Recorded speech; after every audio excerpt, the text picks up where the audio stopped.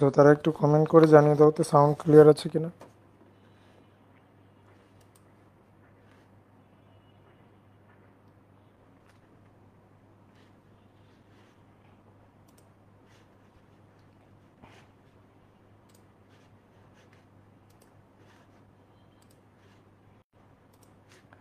আর যারা ফেসবুকে যুক্ত হয়েছে তারাও একটু কমেন্ট করে জানিয়ে দাও যে সাউন্ড ক্লিয়ার আছে কিনা। ওকে, ঠিক আছে। আজকে কিন্তু খুবই লোভ হয়েছে কথা বলবো, হ্যাঁ, এটা একটু কিন্তু তোমরা তোমাদের মতো করে নিবা।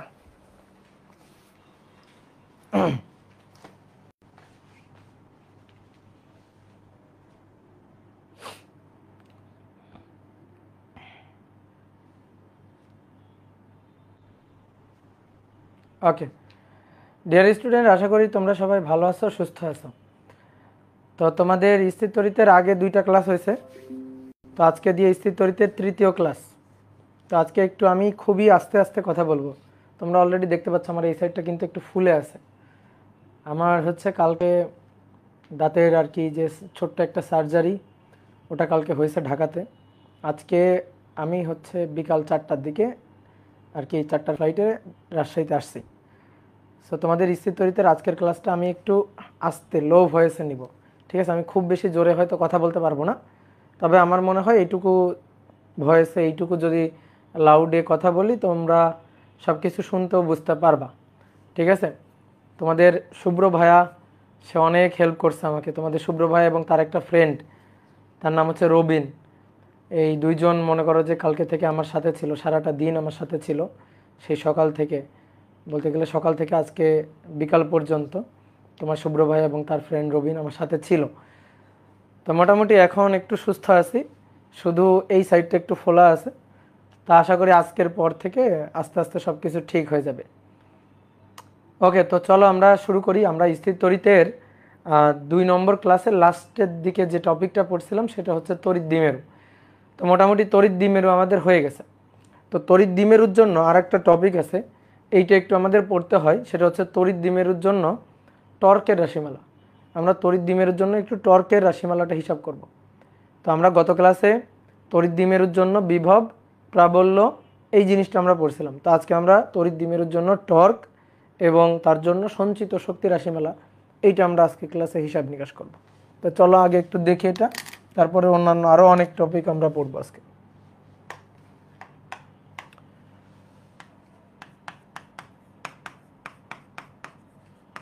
তড়িৎ দ্বিমেরুর জন্য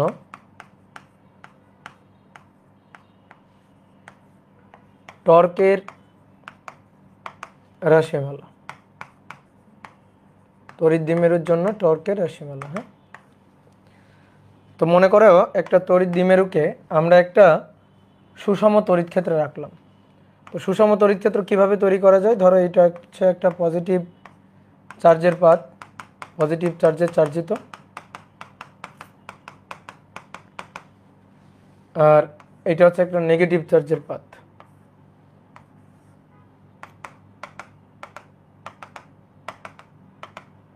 এটা নেগেটিভ চার্জে চার্জিত। এই দুইটা পাতকে পাশাপাশি রাখা হবে। পাশাপাশি রাখলে এটা একটা সুষম তড়িৎ ক্ষেত্রের মতো আচরণ করে।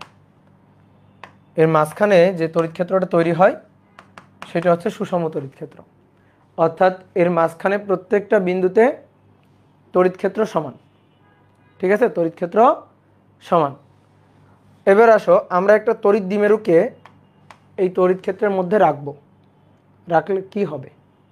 রাখলে তড়িৎ দ্বিমেরুটা ঘুরে যাবে, তড়িৎ দ্বিমেরুটা ঘুরে যাবে।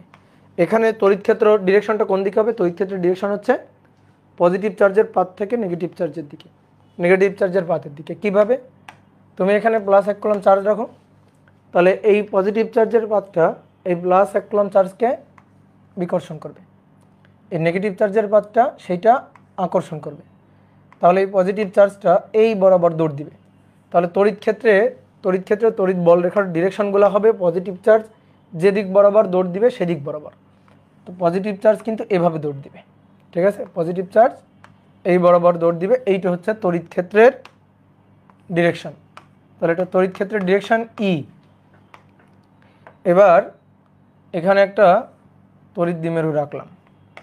তড়িৎ দ্বিমেরু কি? তড়িৎ দ্বিমেরু হচ্ছে দুইটা সমমানের বিপরীতধর্মী চার্জ খুবই অল্প দূরত্বে অবস্থান করে যে তড়িৎ ব্যবস্থা তৈরি করে। তো এইটা প্লাস কিউ চার্জ, এইটা মাইনাস কিউ চার্জ, এরা পরস্পর থেকে 12 দূরত্বে অবস্থান করে। তড়িৎ দ্বিমেরুর দূরত্বটাকে আমরা 12 দিয়ে লিখি, তাই না? তো 12 দূরত্বে অবস্থান করে যে তড়িৎ ব্যবস্থা তৈরি করে সেটা হচ্ছে তড়িৎ দ্বিমেরু। তড়িৎ দ্বিমেরুর জন্য একটা রাশি আছে, সেটা হচ্ছে তড়িৎ দ্বিমেরু ভ্রামক, P equal to Q into 12। আর যদি শুধু মানের কথা বলি তাহলে কিউ ইন্টু 12। এবং তড়িৎ দ্বিমেরু ভ্রামকের ডিরেকশন হবে নেগেটিভ চার্জ থেকে পজিটিভ চার্জের দিকে, নেগেটিভ চার্জ থেকে পজিটিভ চার্জের দিকে। এটা হচ্ছে তড়িৎ দ্বিমেরুর ভ্রামক পি এর ডিরেকশন। তাহলে এটা পি এর ডিরেকশন আর এটা ই এর ডিরেকশন। ই আর পি এর মধ্যবর্তী কোণ হচ্ছে থিটা। এই যে এই কোণটা হচ্ছে ই আর পি এর মধ্যবর্তী কোণ। ভাইয়া সাউন্ড লেট করে আসে, আস্তে কথা কথা বলো, কি লিখছো বুঝিনি। সাউন্ড কি লেট করে যাচ্ছে বলো তো? সাউন্ড কি লেট করে যাচ্ছে? না, ক্লিয়ার। আচ্ছা, সাউন্ড লেট করেও যদি যায়, সাউন্ড যাচ্ছে কিনা? সাউন্ড যাচ্ছে কিনা? যাচ্ছে তো, ওকে, তাহলেই হবে, ঠিক আছে, ওকে। দেখো আজকে হবে, সমস্যা হবে, আমি খুবই আস্তে আস্তে কথা বলতেছি, ঠিক আছে? আমি জোরে জোরে কথা আজকে বলতে পারবো না, এটুকু ভাবেই বলবো। আর আশা করি তুমি বুঝবা, এটুকু সাউন্ড তোমার ওই পর্যন্ত যাচ্ছে আশা করি, ঠিক আছে? তো এটা ই আর এটা পি, ই আর পি এর মধ্যবর্তী কোণ থিটা। এবার একটা জিনিস খেয়াল করো, দেখো এই যে প্লাস চার্জ, এই প্লাস চার্জের পাত এই প্লাস চার্জটাকে এদিকে ঠেলবে, মাইনাস চার্জের পাত এই প্লাস চার্জটাকে তার দিকে টানবে। আর এই মাইনাস চার্জের উপর বল দেখো, এই প্লাস চার্জ এই মাইনাস চার্জকে তার দিকে টানবে, আর এই মাইনাস চার্জকে ঠেলবে। তাহলে কত বলে ঠেলবে? ধরো এফ বল, এইটাকে কত বলে এদিকে ঠেলতেছে? ধরো এফ বল। দুইটা বল কি সেম? উত্তর হচ্ছে হ্যাঁ, কারণ এই তড়িৎ ক্ষেত্র এখানে মাঝখানে যে তড়িৎ ক্ষেত্র তার মান কত? ই, আর চার্জের মান কত? কিউ। তাহলে এফ ইকুয়াল টু কত হবে? এফ ইকুয়াল টু হবে ই ইন্টু কিউ। তো এইটা হচ্ছে বলের মান, তো এই বলের মান সেম। এবার কি হবে? এই যে তড়িৎ দ্বিমেরু ভ্রামকটা, তড়িৎ দ্বিমেরুটা, সেটা তুমি চিন্তা করো, এইটা একটা লাঠি, এই লাঠির মাথায় এদিকে কেউ এভাবে ঠেলতেছে আর এই প্রান্তে কেউ এইভাবে ঠেলতেছে। তাহলে তুমি বলো তো, কমেন্ট করো তো, এই লাঠিটার কি অবস্থা হবে? বলো, এই লাঠিটার কি অবস্থা হবে? এই লাঠিটার কি অবস্থা হবে? লাঠিটা এভাবে ঘুরে যাবে না, এভাবে ঘুরে যাবে না, এইভাবে লাঠিটা কি হবে? ঘুরে যাবে। কি কথা বুঝছো? কথা বুঝছো? তাহলে ঘুরে গেলে কি হবে? টর্ক প্রযুক্ত হবে। তা আমরা সেই টর্কের মান হিসাব করতে চাই। তোর আমরা নিউটনিয়ান বলবিদ্যা অধ্যায়ে আমি নিয়েছিলাম। সো আমার মনে আছে, আমি ওখানে একটা টপিক পড়াইছিলাম, সেটা হচ্ছে দ্বন্দ্ব। ঠিক আছে, মনে আছে? দ্বন্দ্ব পড়াইছিলাম। দ্বন্দ্ব কি? কোনো বস্তুর উপর যদি সমমানের 3টা শর্ত, দ্বন্দ্ব প্রযুক্ত হওয়ার শর্ত 3টা, ঠিক আছে? সেটা হচ্ছে সমমানের বল,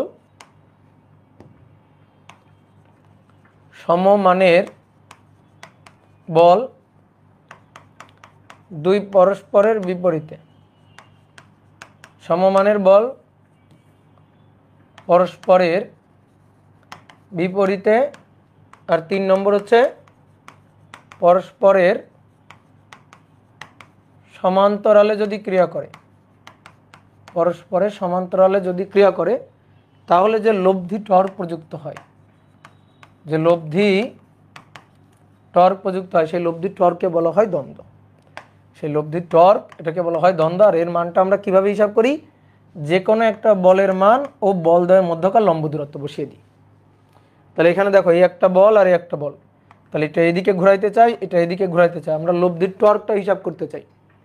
তো এর জন্য টর্ক আর এর জন্য টর্ক হিসাব করে আমরা যোগ করতে পারি, কিন্তু এত ঝামেলায় আমরা যাব না, আমরা আরও সহজে করব। তা আরও সহজে করার জন্য আমরা কি করব?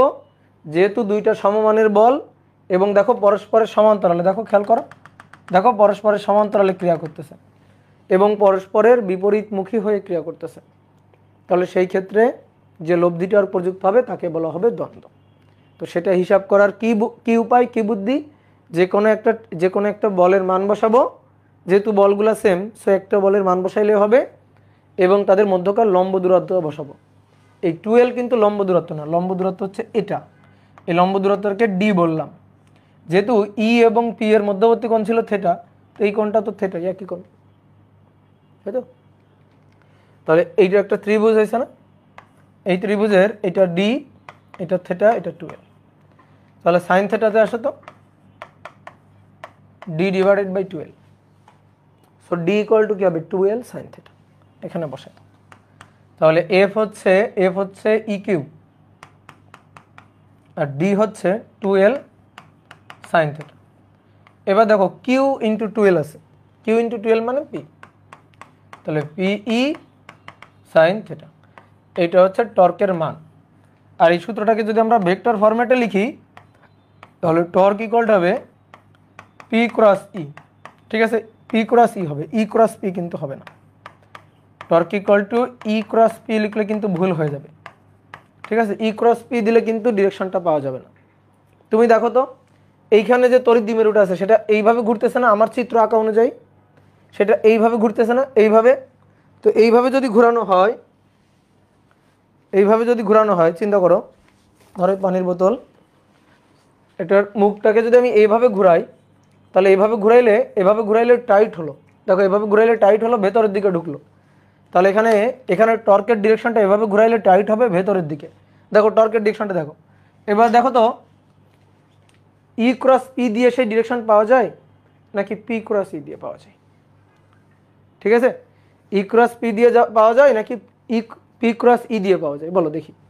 দেখো এইটা হচ্ছে ই আর এটা হচ্ছে পি, ই ক্রস পি দেখো এইভাবে ঘুরতেছে, ই ক্রস পি ভুল, এই যে ডিরেকশন তার উল্টা হচ্ছে, ই ক্রস পি ভুল ডিরেকশন, কিন্তু পি ক্রস ই দেখো ঠিক ডিরেকশন।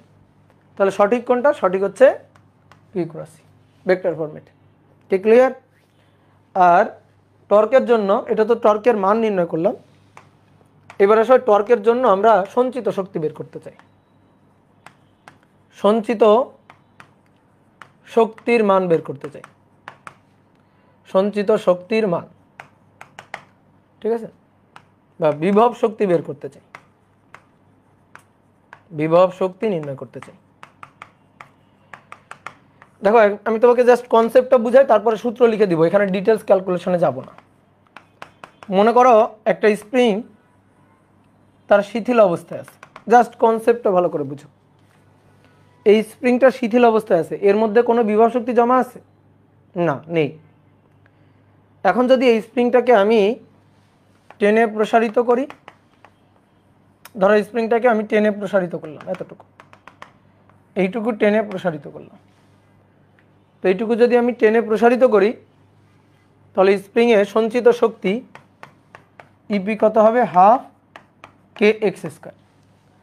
এক্সটার্নাল এজেন্ট কর্তৃক কৃত কাজটাকে বিভব শক্তি বলে, ঠিক আছে? এক্সটার্নাল এজেন্ট কর্তৃক যে কৃত কাজটা সেটাকে কি বলে? বিভব শক্তি বলে। তো এর স্প্রিং কনস্ট্যান্ট কে, দেখো আমি কিন্তু এদিকে টানছি এফ বল দিয়ে, স্প্রিং এদিকে বল দিছে, স্প্রিং বল দ্বারা কৃত কাজকে বিভব শক্তি বলে না, আমার দ্বারা যে বলটা সেই বল দ্বারা কৃত কাজকে বলা হয় বিভব শক্তি। তো সেই আমরা বিভব শক্তি ইন্টিগ্রেশন করে হিসাব করি, কারণ কি এখানে বলটা ওই যে F equal to K X সরণের উপর নির্ভর করে, ইন্টিগ্রেশন করে হিসাব করে আমরা কিন্তু এই যে বিভব শক্তি বের করি। তাহলে একটা জিনিস খেয়াল করো, শিথিল অবস্থা থেকে টেনে প্রসারিত করলে তার মধ্যে বিভব শক্তি জমা হয়। ভাই স্প্রিংয়ের ক্ষেত্রেও তাই, সরি স্প্রিং বলতেছি, তড়িৎ দ্বিমেরুর ক্ষেত্রেও তাই। একটা তড়িৎ দ্বিমেরুকে তুমি যদি তড়িৎ ক্ষেত্রের মধ্যে একটা প্লাস চার্জের পাত আর এটা মাইনাস চার্জের পাত, এটা মাইনাস চার্জের পাত, এখন তুমি যদি এইখানে তড়িৎ ক্ষেত্রের মধ্যে একটা তড়িৎ দ্বিমেরুকে রেখে দাও, তাহলে তড়িৎ দ্বিমেরুটা ভালো করে শোনো, তড়িৎ দ্বিমেরুটা এইভাবে এসে থাকবে, হ্যাঁ এইভাবে এসে অবস্থান করবে, কারণ এই প্লাস চার্জ মাইনাস চার্জকে তার দিকে টানবে আর মাইনাস চার্জ প্লাস চার্জকে তার দিকে টানবে, টেনে এইভাবে নিয়ে অবস্থান করবে, এই যে ঘুরে যাবে, দেখো এইভাবে ঘুরে পজিটিভ চার্জটা এইদিকে চলে যাবে, নেগেটিভ চার্জটা এইদিকে এসে অবস্থান করবে একটা তড়িৎ দ্বিমেরুতে। ওকে, এখন আমি যদি এই অবস্থা, এটা তার শিথিল অবস্থা, স্প্রিংয়ের যেমন শিথিল অবস্থা ছিল, এই যে এটা শিথিল অবস্থা, আমি যদি এখন এই অবস্থা থেকে স্প্রিংটাকে ঘুরাই, সরি স্প্রিং বলতেছি তড়িৎ দ্বিমেরুটাকে ঘুরায় আমি যদি এই পয়েন্টে নিয়ে রাখি, এই যে মাইনাস কিউ, এটা প্লাস কিউ। আমি যদি এই পয়েন্টে নিয়ে রাখি, এই যে তড়িৎ দ্বিমেরু ভ্রামক পি, যদি এভাবে ঘুরাই, থিটা কোণে যদি ঘোরানো হয়, তাহলে এর মধ্যে বিভব শক্তি জমা হবে। কে ঘোরাবে? আমি ঘোরাবো। তাহলে তড়িৎ ক্ষেত্র তাকে এদিকে ঘুরাইতে চায়, তড়িৎ ক্ষেত্র টাউ ই, আর আমি তাকে উল্টা দিকে ঘুরাইতে চাই, টাউ এক্সটার্নাল এজেন্ট। তা আমার অবশ্যই তড়িৎ ক্ষেত্র যে পরিমাণ টর্ক দিয়ে ঘোরাচ্ছে তার সমপরিমাণ টর্ক বিপরীত দিকে দিতে হবে। এই টর্ক দিতে গিয়ে আমি যে কাজটা করব, সেই কাজটা এই তড়িৎ দ্বিমেরুর মধ্যে বিভব শক্তি হিসাবে জমা থাকবে। ঠিক আছে, তড়িৎ দ্বিমেরুর মধ্যে বিভব শক্তি হিসাবে জমা থাকবে। ওকে, তা আমরা সেই বিভব শক্তিটা বের করতে চাই। কত কোণে ঘোরানো হয়েছে? থিটা কোণে ঘোরানো হয়েছে। তাহলে এক্সটার্নাল এজেন্ট কর্তৃক কৃত কাজ, এক্সটার্নাল এজেন্ট কর্তৃক কৃত কাজ WEXT integration of tau EXT D theta. বুঝছো কেন? কারণ কৃত কাজের সূত্র আমরা কি পড়ি? এফ ডিএস কস থিটা পড়ি না, বা এফ ডট ডিএস পড়ি না? তো এটা কার জন্য? সরণের জন্য, বল প্রয়োগে সরণ হলে। আর টর্ক প্রয়োগে যদি কৌণিক সরণ হয়, তাহলে এফ এর জায়গা দখল করবে টর্ক, আর ডিএস এর জায়গা দখল করবে ডি থিটা, তখন কৃত কাজ বের করা যাবে। তাহলে টাউ EXT, এইটা হচ্ছে এই যে একটু আগে হিসাব করলাম, পিই সাইন থিটা মান, আর ডি থিটা। দেখো যেদিকে আমি ঘোরাচ্ছি সেদিকেই কিন্তু ঘুরতেছে, থিটাও কিন্তু একই দিকে। তাহলে থিটা এবং টাউ EXT তাদের মধ্যবর্তী কোণ 0 ডিগ্রি, সো এখানে কোনো মাইনাস আসবে না, মানে cos 0 ডিগ্রি আর কি। বুঝতে পারছো? cos 0 ডিগ্রি আর কি, এখানে cos 0 ডিগ্রি আর কি। এবার থিটা ইনিশিয়াল নর্মালি 0। এই যে যখন ই আর পি একই দিকে থাকবে, এই যে পি একই দিকে, দেন 0 থেকে থিটা কোণে ঘোরানো হয়েছে। তা আমি থিটা ইনিশিয়াল থিটা ফাইনাল দিয়েই লিখলাম। তাহলে পিই বাইরে গেল, সাইন থিটা মানে সাইন থিটাকে ইন্টিগ্রেট করলে মাইনাস কস থিটা, তার lower limit theta initial, upper limit theta final, minus P E cos theta final minus cos theta initial. সুন্দর করে যদি সাজায় লিখি, তাহলে মাইনাসটাকে ভিতরে পাঠিয়ে দাও, তাহলে P E cos theta initial minus cos theta final. এবার শোনো, খুব মনোযোগ দিয়ে শোনো, এটাই হচ্ছে বিভব শক্তি। ইপি বা ইউ বিভিন্ন বইতে বিভিন্নভাবে লেখে, তুমি সূত্রটা সুন্দর করে মুখস্থ করে নেবা। যদি একাডেমিতে কেউ এই টপিকগুলার ডেরিভেশন দেখে না থাকো, তো একবার জাস্ট দেখে নিলা, শেষ। ঠিক আছে, এটা মুখস্থ করারও দরকার নাই, খুব ডিপলি মাথায় ঢুকানোরও কোনো দরকার নেই। তোমার লাগবে লাস্টের সূত্রটা। তুমি যদি একাডেমিতে স্কিপ করে আসো, সো স্কিপ করো ডেরিভেশন, কোনো সমস্যা নেই। ঠিক আছে, তোমাকে আমি বুঝতেই হবে এমন বলতেছি না, দরকারই নেই এখন। তুমি শুধু এই সূত্রটা মাথায় রাখবা যে তড়িৎ দ্বিমেরুর ক্ষেত্রে যদি কৃত কাজ বা বিভব শক্তি বা স্থিতিশক্তি চাই, তাহলে এইটা হচ্ছে সূত্র। তাহলে P E cos theta initial minus cos theta final. তাহলে থিটা ইনিশিয়াল হচ্ছে আদিতে কোণ কত, আর থিটা ফাইনাল হচ্ছে কত কোণে তুমি ঘুরাইছো। কি কথা বুঝছো? ক্লিয়ার? তাহলে কোণ দুইটা সুন্দর করে আমাদের যদি জানা থাকে, আমরা এখানে বসাই দিব, আর পিই তো জানি। ঠিক আছে, তাহলে এইটা হচ্ছে কৃত কাজ বা বিভব শক্তি সূত্র। তো চলো দেখি একটা সৃজনশীল প্রশ্ন করি। দেখো এই দুইটা সূত্র, এই একটা সূত্র পিই সাইন থিটা টর্কের সূত্র, আর টর্কের জন্য বিভব শক্তির সূত্র, এই দুটো কিন্তু মাথায় রাখবা। তো আমাদের নর্মালি এই টপিক থেকে কিন্তু সৃজনশীল প্রশ্ন এই পর্যন্ত আসে নাই। তা আসলে একটা ছোট্ট সৃজনশীল প্রশ্ন করে রাখি, যাতে পরীক্ষা আসলে কোনো সমস্যা না হয়। ধরো আমি একটু আসতে,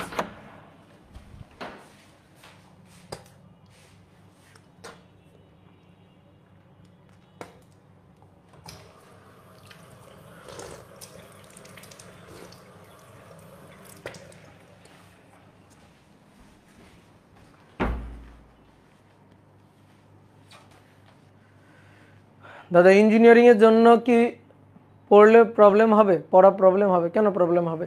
কোনো কিছু পড়লে কখনো প্রবলেম হয় না। ঠিক আছে, কোনো কিছু পড়লে কখনো প্রবলেম হয় না, ভালো হয়, লাভ হয়। এবার আসো দেখি একটা সৃজনশীল কোশ্চেন। বলা হচ্ছে একটি তড়িৎ দ্বিমেরুকে একটি 2 মাইক্রোকুলম মানের ও 4 মিলিমিটার দূরত্বের তড়িৎ দ্বিমেরুকে 50 নিউটন পার কুলম মানের তড়িৎ ক্ষেত্রে তড়িৎ ক্ষেত্রে 60 ডিগ্রি কোণে 60 ডিগ্রি কোণে রাখা হলো। এবার 1 নম্বর কোশ্চেন, তড়িৎ দ্বিমেরুটির উপর প্রযুক্ত টর্ক কত? আর 2 নম্বর হচ্ছে তড়িৎ দ্বিমেরুটিকে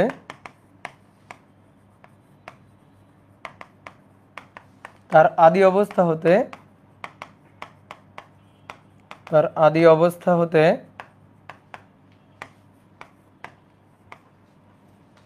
তড়িৎ ক্ষেত্রের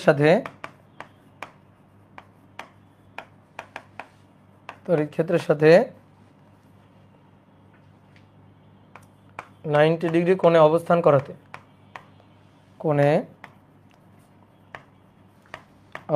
করাতে কৃত কাজ কত? ঠিক আছে, এটা হচ্ছে প্রশ্ন। তাহলে কি বলছে, একটা তড়িৎ দ্বিমেরুকে চিত্র আঁকে, একটু দেখো। চিত্র যে আঁকতে হবে এমন কোনো কথা না, আমি বোঝার জন্য চিত্র আঁকতেছি। তো একটা তড়িৎ দ্বিমেরুকে সুষম একটা তড়িৎ ক্ষেত্রে রাখা হয়েছে, সেই সুষম তড়িৎ ক্ষেত্রের মান হচ্ছে 50 নিউটন পার কুলম। তো এই মানে তড়িৎ ক্ষেত্রে কত ডিগ্রি কোণে রাখা হয়েছে? কত ডিগ্রি কোণে? 60 ডিগ্রি কোণে রাখা হয়েছে। দেখো মুখে মুখে ম্যাথ করে ফেলি। পিই সাইন থিটা, টর্কের রাশিমালা চাইছে, টর্কের মান চাইছে। তো টর্কের মান কি, সূত্র কি? Torque equal to P E sine theta. P এর মান কিউ ইন্টু 12 গিভেন। এটা কিউ, তড়িৎ দ্বিমেরুর দূরত্ব 4 মিলিমিটার, দ্যাট ইজ 12। তাহলে P equal to Q into 12 জানি। ই এর মান 50 নিউটন পার কুলম জানি। কে রে ভাই? ই এর মান 50 নিউটন পার কুলম, সেটাও আমরা জানি। তাহলে থেটা লাগবে, থেটা তো গিভেন, বলা আছে যে তড়িৎ ক্ষেত্রের সাথে 60 ডিগ্রি কোণে রাখা হয়েছে। তাহলে এইটা হচ্ছে তড়িৎ দ্বিমেরু,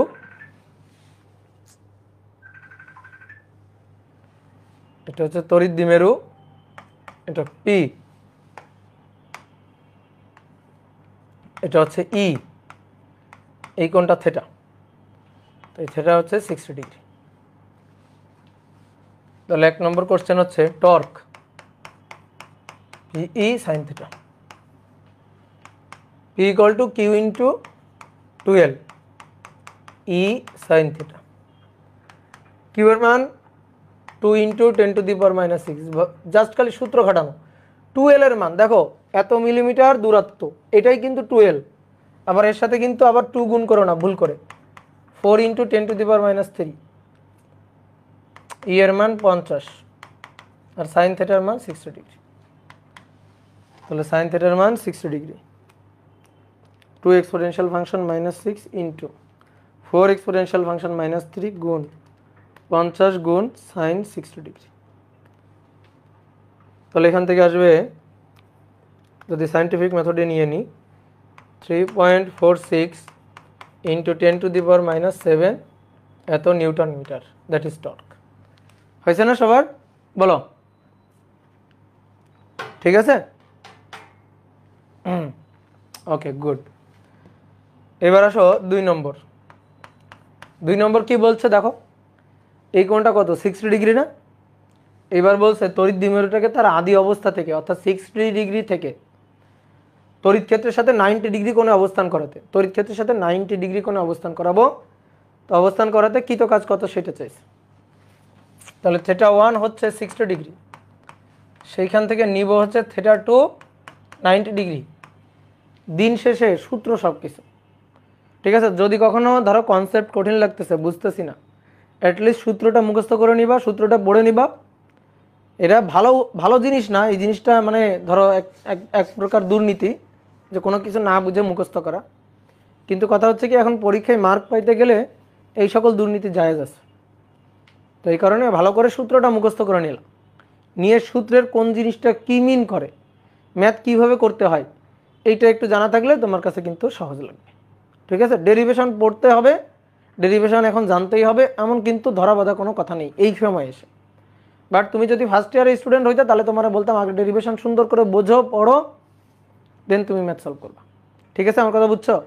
তাহলে আমরা কি জানি, তড়িৎ দ্বিমেরুটাকে যদি থিটা ইনিশিয়াল থেকে থিটা ফাইনাল অবস্থানে নিয়ে যাই, তাহলে তাতে তড়িৎ ক্ষেত্রের মধ্যে তড়িৎ দ্বিমেরুতে সঞ্চিত কত শক্তি পাওয়া যাবে, সঞ্চিত শক্তি বা বিভব শক্তি, সেইটা আমরা বের করতে চাই। ঠিক আছে, তাহলে সঞ্চিত শক্তি বা বিভব শক্তি সূত্র ইপি বা ইউ যেটাই বলো না কেন, কি সূত্র ছিল? P E cos theta initial minus cos theta final. এই যে P E cos theta initial minus cos theta final, cos theta initial minus cos theta final, মান বসে দাও। পি হচ্ছে কিউ ইন্টু 2L, অর্থাৎ 2 ইন্টু 10⁻⁻6 আর 4 ইন্টু 10⁻⁻3, এর মান 50।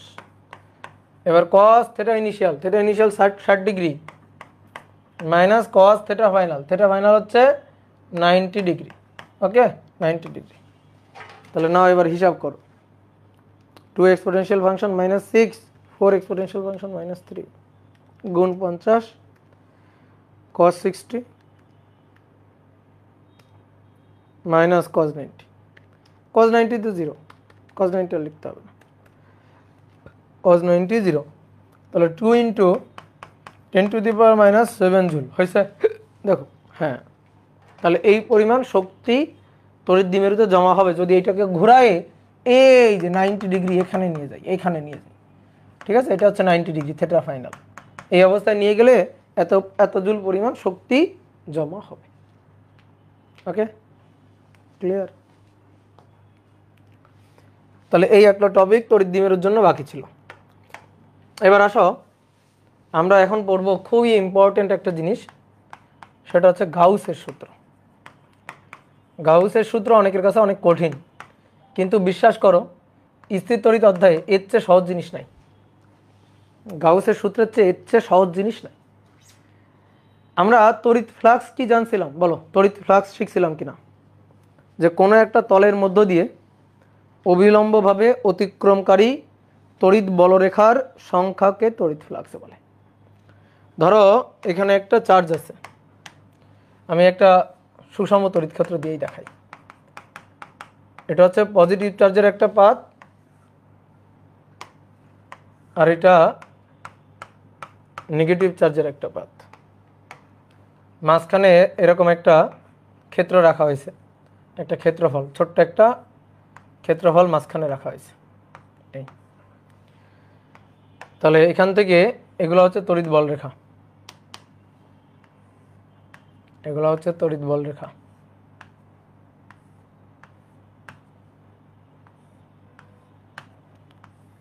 এবার এই ক্ষেত্রের মধ্যে দিয়ে অবিলম্বভাবে অতিক্রমকারী এই যে তড়িৎ বল রেখা, একটা দুইটা তিনটা, এগুলাকেই সংখ্যাকেই বলা হয় তড়িৎ ফ্লাক্স। আর ফাইকে আমরা কিভাবে বের করি? যদি এই পাতের ক্ষেত্রফল এ হয় আর এখানে সুষম তড়িৎ ক্ষেত্র ধরো ই, তাহলে এ ই কস থিটা, এই সূত্র দিয়ে আমরা বের করি, হিসাব করি। ঠিক আছে, ডট গুণ এ ই কস থিটা, থিটা হচ্ছে এ আর ই এর মধ্যবর্তী কোণ, এর ডিরেকশন হবে তলের লম্ব বরাবর, এটা এ আর এটা ই, তাহলে এ আর ই এর মধ্যবর্তী কোণ সবসময় 0 ডিগ্রি হবে এমন কোনো কথা নেই। তো এটা হচ্ছে ডট গুণ A dot E, phi equal to A dot E dot গুণ। ঠিক আছে, এটা হচ্ছে সূত্র।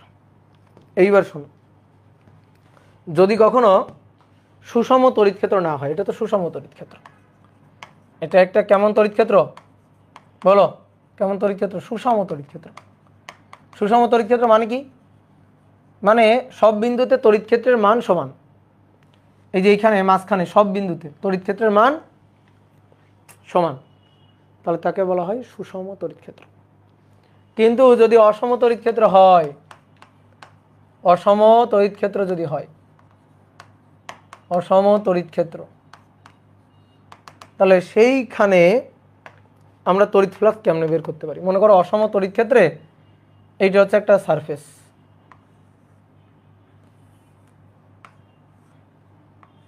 মনে করো অসম তড়িৎ ক্ষেত্রে এটা হচ্ছে একটা সারফেস। এবার এই সারফেসের মধ্যে দিয়ে তড়িৎ বল রেখাগুলো তখন অসম, তড়িৎ ক্ষেত্র অসম, সব জায়গায় সমান না, তাহলে তড়িৎ ফ্লাক্সের ডেন্সিটিটাও এরকম হবে, তড়িৎ ফ্লাক্সের ডেন্সিটিটাও এরকম হবে। দেখো আমি তোমার একটু বুঝাই, আমি যেটা জিজ্ঞেস করব টু দ্য পয়েন্ট সেটা অ্যান্সার দিবা। বলো তো এইখানে এই জায়গাতে তড়িৎ বল রেখার ঘনত্ব বেশি নাকি এই জায়গাতে তড়িৎ বল রেখার ঘনত্ব বেশি? বলো, যারা ওইভাবে আছো তারা তাড়াতাড়ি কমেন্ট করো। ইকুয়াল, সেম, এখানে কম এখানে বেশি না, বা এখানে বেশি এখানে কমও না, কম বেশি না, সেম সেম। তড়িৎ বল রেখার ঘনত্ব দেখো same, density same. Density same হলে তড়িৎ প্রাবল্য সেম, ই সেম। ই সেম হলে সুষম তড়িৎ ক্ষেত্র। ঠিক আছে, এইবার তুমি বলো তো এই জায়গা তড়িৎ বল রেখার ঘনত্ব আর এই জায়গাতে তড়িৎ বল রেখার ঘনত্ব সেম? বলো, তড়িৎ বল রেখার ঘনত্ব সেম না, এইখানে ঘনত্ব বেশি আর এইখানে ঘনত্ব কম। দেখো হালকা হয়ে গেছে, ফাঁকা ফাঁকা হয়ে গেছে। তাহলে এখানে ঘনত্বটা কম এখানে ঘনত্বটা বেশি, যেখানে ঘনত্ব বেশি সেখানে তড়িৎ প্রাবল্য বেশি, যেখানে ঘনত্ব কম সেখানে তড়িৎ প্রাবল্য কম। জানো তো, দেখো তোমার একটা হাতে নাতে প্রমাণ দেখাই, হাতে নাতে প্রমাণ। এইটা একটা বিন্দু চার্জ না?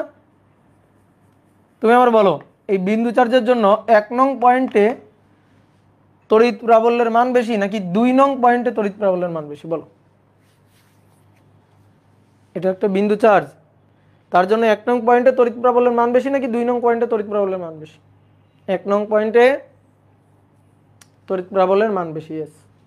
আর 2 নং পয়েন্টে কম। কেন? কারণ 1 নং পয়েন্টে ঘনত্ব, তড়িৎ বল রেখার ঘনত্ব বেশি, 2 নং পয়েন্টে ঘনত্ব কম। 1 নং পয়েন্ট চার্জের কাছে, 2 নং পয়েন্ট চার্জের দূরে। এবার তোমাকে আমি তড়িৎ বল রেখা এঁকে দেখাই।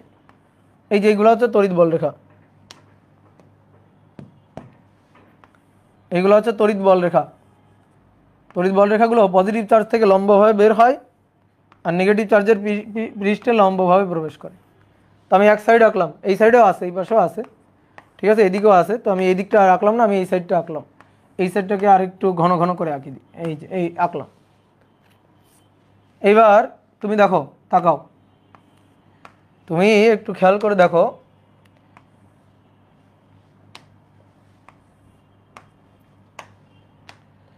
এটা হচ্ছে তুমি,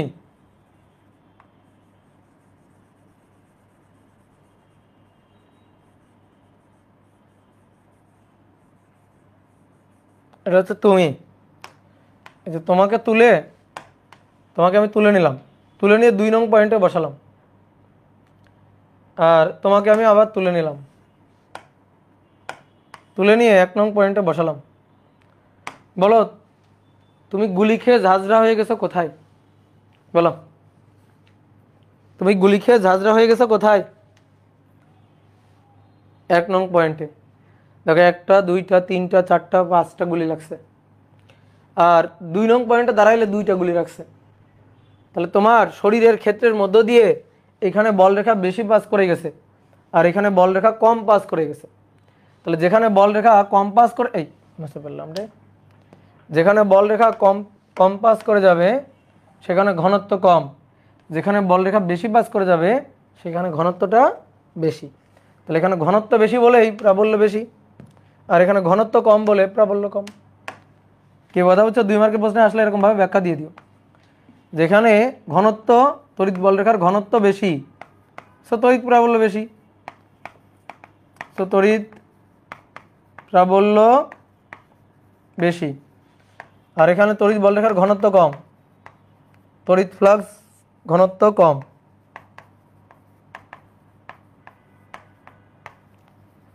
ফলে তড়িৎ প্রাবল্য কম, প্রাবল্য ও কম। বুঝতে পারছো? হুম,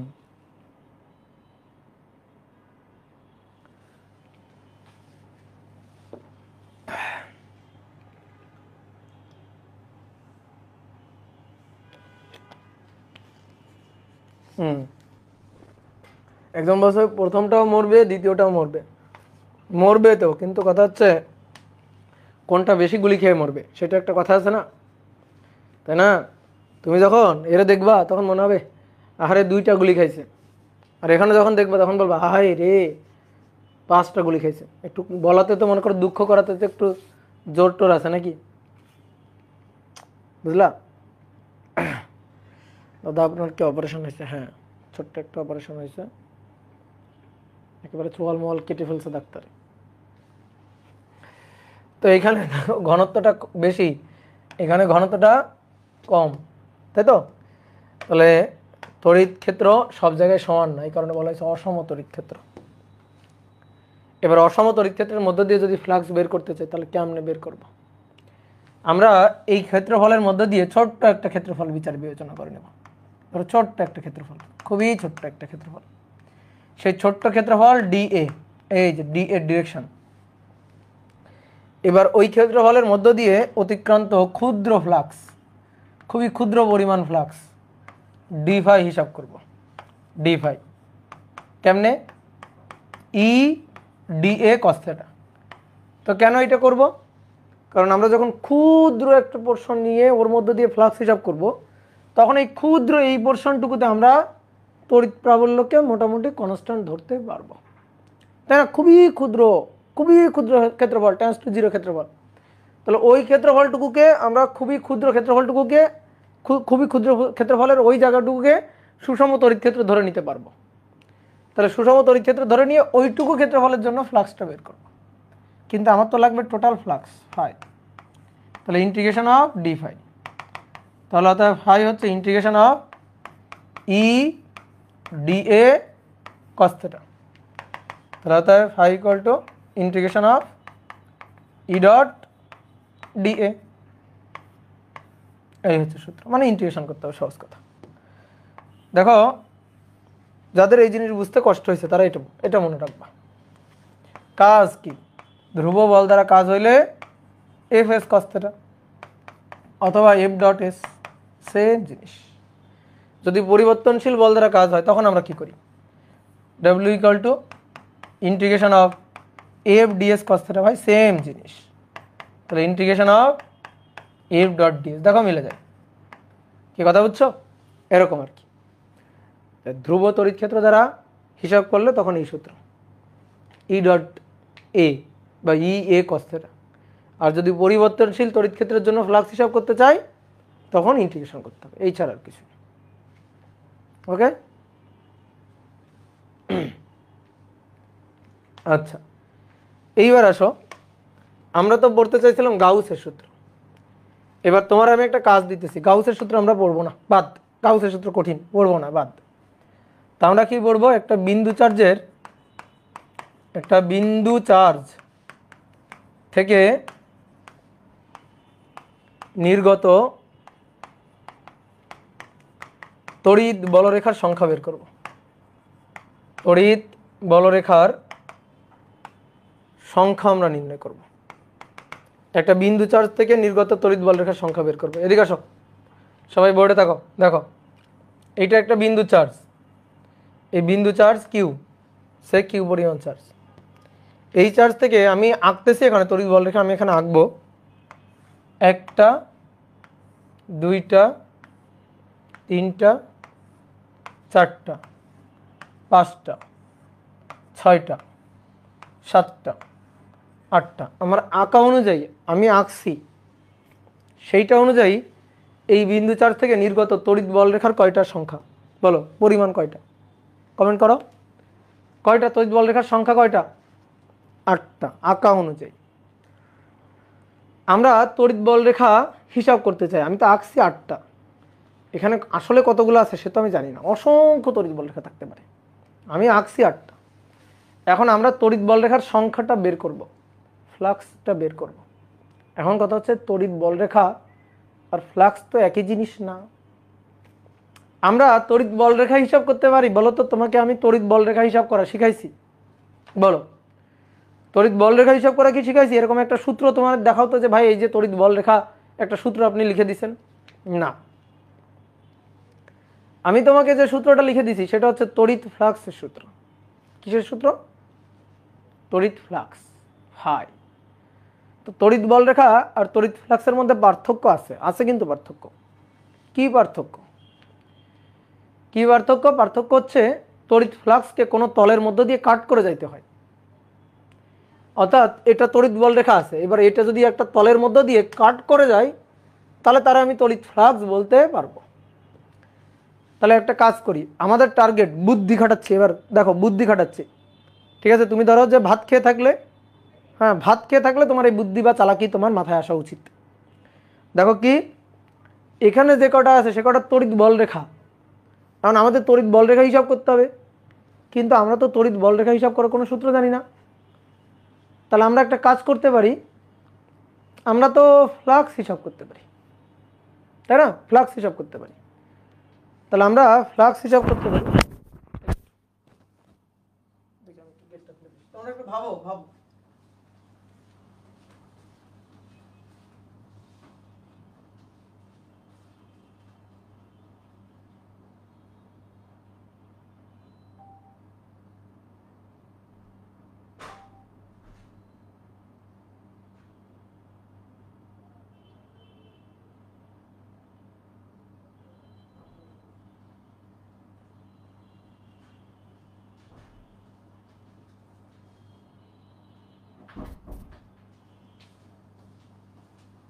কি ভাবছো?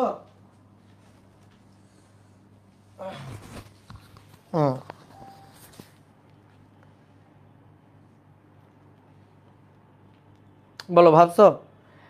আমরা জানি তড়িৎ ফ্লাক্স হিসাব করার সূত্র, এখানে দেখতে পাচ্ছি তড়িৎ বল রেখা। তো এবার একটা কাজ করি, যেহেতু আমরা ফ্লাক্স বের করার সূত্র জানি, তাহলে আমাদের তড়িৎ বল রেখা যেহেতু বের করতে হবে, তো আমরা এই তড়িৎ বল রেখাগুলোকে আগে ফ্লাক্স বানাই ফেলি। কেমনে?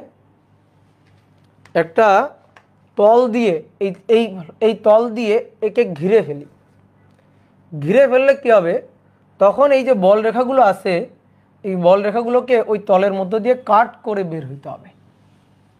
বুঝতে পারছো? একটা তল দিয়ে যদি ঘিরে ফেলি তাহলে এই বল রেখাকে এই তলের মধ্য দিয়ে কাট করে বের হইতে হবে। এবার দেখো এই তল দিয়ে আমি যদি বলি নাও এই তল দিয়ে, এই যে একটা গোলক তল দিয়ে ঘিরে ফেলছি, এই তল দিয়ে নির্গত ফ্লাক্স বের করো। তাহলে তুমি একটু গুণে বলো, সূত্র হিসাব পরে করিও, গুণে বলো তো এই গোলকের তল ফুঁড়ে ফুঁড়ে বের হও ফ্লাক্স কয়টা? বলো ফ্লাক্স কয়টা? 8টা। আর এই চার্জ থেকে যদি এই গোলক নাও থাকে তাহলে নির্গত তড়িৎ বলরেখার সংখ্যা কয়টা? 8টা, তাই তো? তাহলে 8টা আমি হিসাব করতে পারতেছিলাম না, বলরেখা হিসাব করতে পারতেছিলাম না, আমি কি হিসাব করতে পারি? আমি ফ্লাক্স হিসাব করতে পারি। তাহলে আমি তড়িৎ বলরেখাগুলোকে তড়িৎ ফ্লাক্স বানাই ফেললাম। এবার তো আমি ফ্লাক্সের সূত্র জানি যে ফাই ইকুয়াল টু এই কস থিটা, এটা তো আমি জানি। তাহলে আমি চট করে এই সূত্র খাটায় ফেলবো, খাটায় ফ্লাক্স বের করে ফেলবো। এবং আমি যে ফ্লাক্সটা বের করব সেটাই হবে এই যে বিন্দু চার্জ, এই চার্জ দিয়ে নির্গত তড়িৎ বলরেখার সংখ্যা। বুঝতে পারছো? চালাকি লেভেলটা বুঝছো? এখন মনে করো কেউ একজন কি করলো, তল দিয়ে ঘিরলো কিন্তু তার তলটা ছিদ্র, এরকম একটা ছিদ্র আছে তলে, এরকম একটা ছিদ্র আছে তলে। বলো হবে? বলো হবে? তখন কি এই তল দিয়ে নির্গত ফ্লাক্সকে আমি এই চার্জ থেকে নির্গত তড়িৎ বলরেখার সংখ্যা বলতে পারবো না, কারণ তখন এখান থেকে কিছু বলরেখা পাস করে যাবে, সেই বলরেখাগুলো কিন্তু ফ্লাক্স হবে না। তাহলে তুমি এবার বলো তো কেমন তল দিয়ে ঘিরতে হবে? কেমন তল, কেমন তল দিয়ে ঘিরতে হবে? একটা আবদ্ধ তল, একটা বদ্ধ তল, যে তল দিয়ে যে তল দিয়ে ঘিরলে পরে এই চার্জটাকে বাইরে থেকে দেখা যাবে না, এই চার্জ যেন বাইরের আলো বাতাস দেখতে না পারে, এমন এমন একটা তল দিয়ে ঘিরে ফেলতে হবে। তাহলে এই চার্জ থেকে নির্গত এমন একটা বলরেখাও থাকবে না যে এই তলের মধ্য দিয়ে পাস করবে না, সবাইকেই পাস করতে হবে। তাহলে এমন একটা তল দিয়ে ঘিরতে হবে যে তলটা হবে বদ্ধ, চার্জকে আটকায় ফেলতে হবে, বদ্ধ করে ফেলতে হবে। বুঝছো? একটা বদ্ধ করে ফেলতে হবে। এবার কথা হচ্ছে কি ভাই, যে তল দিয়ে ঘিরবো সেটা গোলক হবে নাকি ঘনক হবে নাকি কোনক হবে নাকি একটা পলিথিনের প্যাকেট, সেই প্যাকেট দিয়ে চার্জকে আটকায় ফেলবো, কি হবে? তো কথা হচ্ছে আমরা আপাতত কি আঁকছি? আপাতত কি আঁকছি? আপাতত গোলক আঁকছি না? গোলক তল দিয়ে ঘিরতে হবে, তল তো ফাঁপা হবেই, তল ফাঁপা হবে, এটা নিরেট গোলক, নিরেট টিরেট কিছু না, ঠিক আছে? এটা ফাঁপা হবে, ফাঁপা। ঠিক আছে, হাওয়া হবে। অনেকে বলতেছে নিরেট, এই নিরেট কেমনে হয়? নিরেট দিয়ে তো আমরা ঘিরি না, আটকাই ফেলতে হবে, ঘিরে ফেলতে হবে এমন একটা তল দিয়ে। তো তল মানে বোঝো ভালো করে, তল মানে তো পাতলা তল, ঠিক আছে। হ্যাঁ, তো আমরা গোলক দিয়ে ঘিরছি। এইবার একটা জিনিস বলো, এই গোলক দিয়ে ঘিরলে বললে এই গোলক দিয়ে নির্গত ফ্লাক্স কত আমরা বের করতে চাই। তো তুমি দেখো এই চার্জ থেকে এই গোলকের এই পয়েন্টের দূরত্ব আর, এখান থেকে এই পয়েন্টের দূরত্ব আর, এখান থেকে এই পয়েন্টের দূরত্ব আর। তাহলে এই পয়েন্টে তড়িৎ প্রাবল্য, এই পয়েন্টে তড়িৎ প্রাবল্য, এই পয়েন্টে তড়িৎ প্রাবল্য সেম নাকি আলাদা? বলো, সেম নাকি আলাদা? সেম। তাহলে কেমন তড়িৎ ক্ষেত্র? এই গোলকের উপর প্রত্যেকটা পয়েন্টের তড়িৎ প্রাবল্য সেম। তাহলে এটা কেমন তড়িৎ ক্ষেত্র? সুষম না অসম? সুষম। তাহলে সুষম তড়িৎ ক্ষেত্রের জন্য ফ্লাক্স বের করার সূত্র কি? এ ই কস থিটা। আসো, তাহলে এ এর মান বসাবো, ই এর মান বসাবো, তাদের মধ্যবর্তী কোণের কস থিটা বসাবো। ভালো করে এবার বোর্ডে তাকাও, লেখা বাদ। তাহলে আমরা প্রথমে আসো এ আর ই এর কোণ দেখি। আগে এ আর ই এর কোণ দেখি। দেখো, যেখানে প্রাবল্য দরকার হয় সেখানে একক ধনাত্মক চার্জ রাখতে হয়। তো এখানে একক ধনাত্মক চার্জ রাখলাম। তাহলে একক ধনাত্মক চার্জ রাখলে এই বরাবর ধাক্কা খাবে না, এই চার্জ এই বরাবর বিকর্ষণ করবে। তাহলে এটা হচ্ছে প্রাবল্যের ডিরেকশন। এখানেও প্লাস 1 কুলম্ব চার্জ রাখলাম, এই চার্জটাই প্লাস 1 কুলম্ব চার্জকে এইভাবে ধাক্কা দিবে। তাহলে এইটা হচ্ছে প্রাবল্য ই এর ডিরেকশন। এখানেও প্লাস 1 কুলম্ব চার্জ রাখলাম, এই চার্জটাই প্লাস 1 কুলম্ব চার্জকে বিকর্ষণ করবে, ধাক্কা দিবে এই বরাবর। এটা হচ্ছে তড়িৎ প্রাবল্য ই এর ডিরেকশন। কথা বুঝছো? ই কিন্তু সব সেম, কেন? কারণ দূরত্ব সেম, আর সেম, আর। তাহলে যেহেতু দূরত্বগুলো সেম, এই পয়েন্টের জন্য এই চার্জের জন্য প্রাবল্য সেম হবে। ই ইকুয়াল টু 1/4 কামড় লাগলো, equal to 1/4 pi epsilon naught Q divided by হবে আর স্কয়ার। ওকে, তাই তো? তাহলে আসো এখানে মান বসাবো, equal to 1/4 pi epsilon naught Q divided by R square. এর মান এই যে গোলক সারফেস পুরাটার ক্ষেত্রফল। গোলকের ক্ষেত্রফল বলো, এর মান বলো, তোমরা বলো। গোলকের ক্ষেত্রফল বলো। গোলকের এই যে তল, এই তলের ক্ষেত্রফল, তলের ব্যাসার্ধ আর, গোলকের ক্ষেত্রফল 4 পাই আর স্কয়ার। একজন বলে পাই আর স্কয়ার, ওর ধরে মাছ দাও তো, ও বৃত্ত আর গোলক চিনে না। এইবার আসো আমরা কোণ চাই, কোণ। তো তুমি দেখো তো এখানে যদি এরকম একটা ছোট্ট সারফেস চিন্তা করি, তো এই সারফেসের সাথে তড়িৎ প্রাবল্য, সারফেসের ডিরেকশন কোন দিকে হয়? তলের ডিরেকশন কোন দিকে হয়? তলের লম্ব বরাবর, তলের লম্ব বরাবর। তাহলে এই যে তল, এই তলের ডিরেকশন কোন দিকে হবে? তলের লম্ব বরাবর, উপরের দিকে তলের ডিরেকশন হবে তলের লম্ব বরাবর। এই যে তলের লম্ব বরাবর এর ডিরেকশন, এখানেও তাই। দেখো সেম, প্রত্যেকটা জায়গায় সেম। এই যে তলের ডিরেকশন এ লম্ব বরাবর। তাহলে এ আর ই এর মধ্যবর্তী কোণ 0 ডিগ্রি, এ আর ই এর মধ্যবর্তী কোণ 0 ডিগ্রি। কি ক্লিয়ার? তাহলে মধ্যবর্তী কোণ 0 ডিগ্রি হলে cos 0 ডিগ্রি। 4 পাই কাটা, আর স্কয়ার কাটা, আর cos 0 1, তাহলে Q divided by epsilon naught. তাহলে এইটা হচ্ছে ফ্লাক্স বের করার সূত্র। তাহলে এই চার্জ থেকে নির্গত তড়িৎ বল রেখা বা ফ্লাক্সের সংখ্যা এটাই হবে। কি কথা বুঝছো? তাহলে চার্জের যে মান, সেই মানকে এপসিলন নট দিয়ে ভাগ দিবা। এইবার তুমি বলো দেখি তোমার কেমন বুদ্ধি। এই তল দিয়ে নির্গত ফ্লাক্স বেশি, এই গোলাপি তলটা দিয়ে নির্গত ফ্লাক্স বেশি, নাকি আমি যদি এই চার্জকে এরকম একটা ছোট্ট সবুজ তল দিয়ে ঘিরতাম তাহলে নির্গত ফ্লাক্স বেশি? বলো।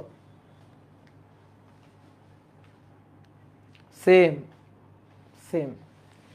কোন তল দিয়ে ঘিরতেছো তার উপর ফ্লাক্স ডিপেন্ড করে না।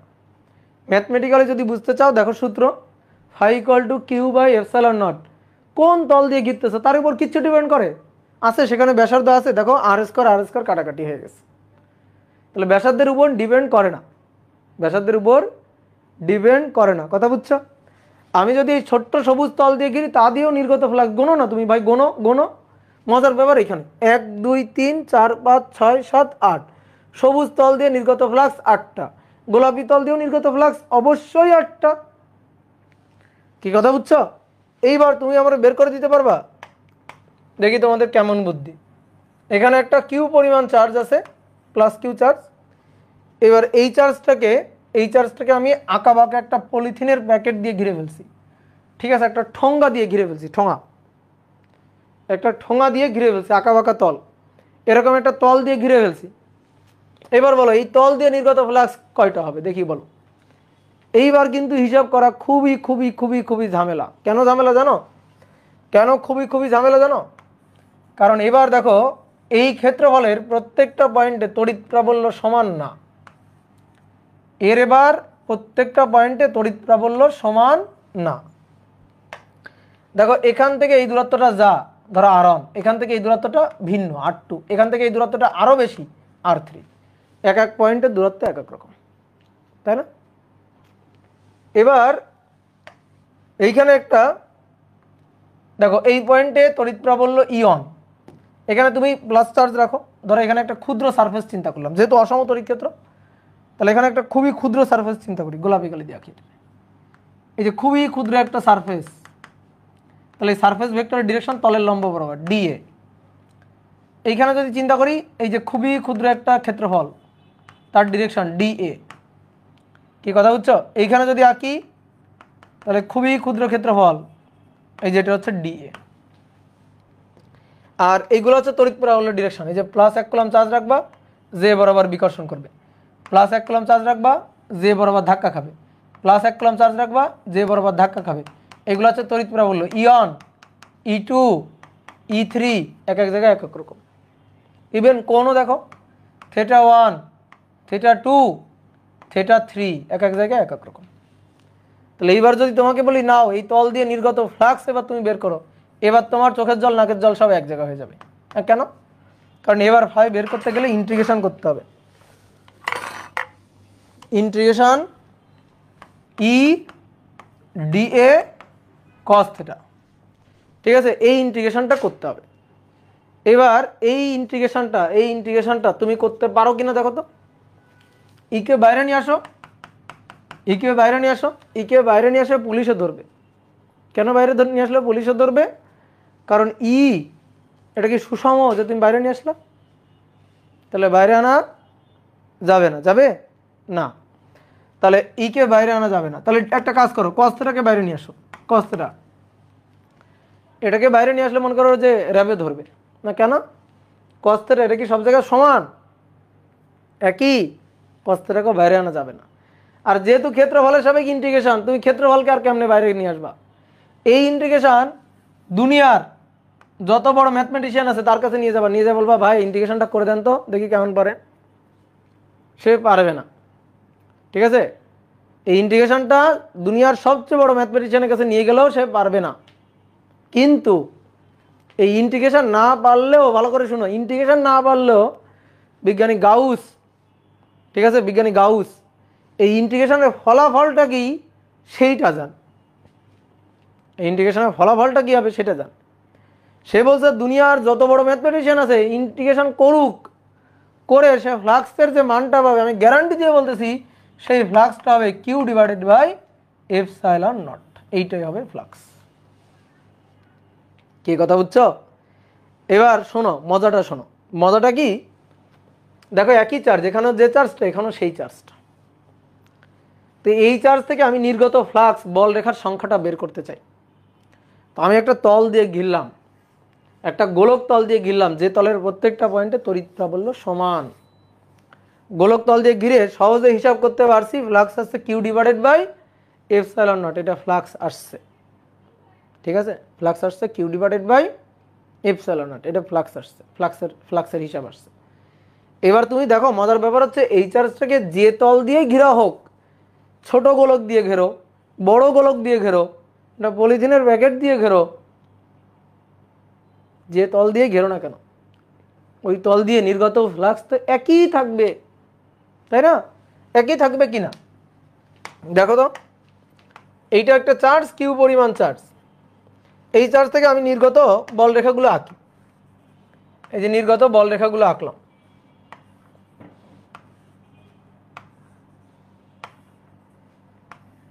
গাউসের সূত্র বুঝলে একটা অন্যরকম আত্মিক শান্তি পাওয়া যাবে, দেখো সেটা পাও কিনা। এই চার্জটা থেকে নির্গত তড়িৎ বল রেখার সংখ্যা বের করতে চাই, তো এটাকে আমি একটা ছোট গোলক দিয়ে ঘিরলাম, তো এই ছোটো গোলক দিয়ে ঘিরে ইন্টিগ্রেশন টিশন করে হিসাব নিকাশ করে, ইন্টিগ্রেশন তো লাগে না, এমনি হিসাব নিকাশ করে আমরা ফ্লাক্সটা বের করছি। ফ্লাক্স কত?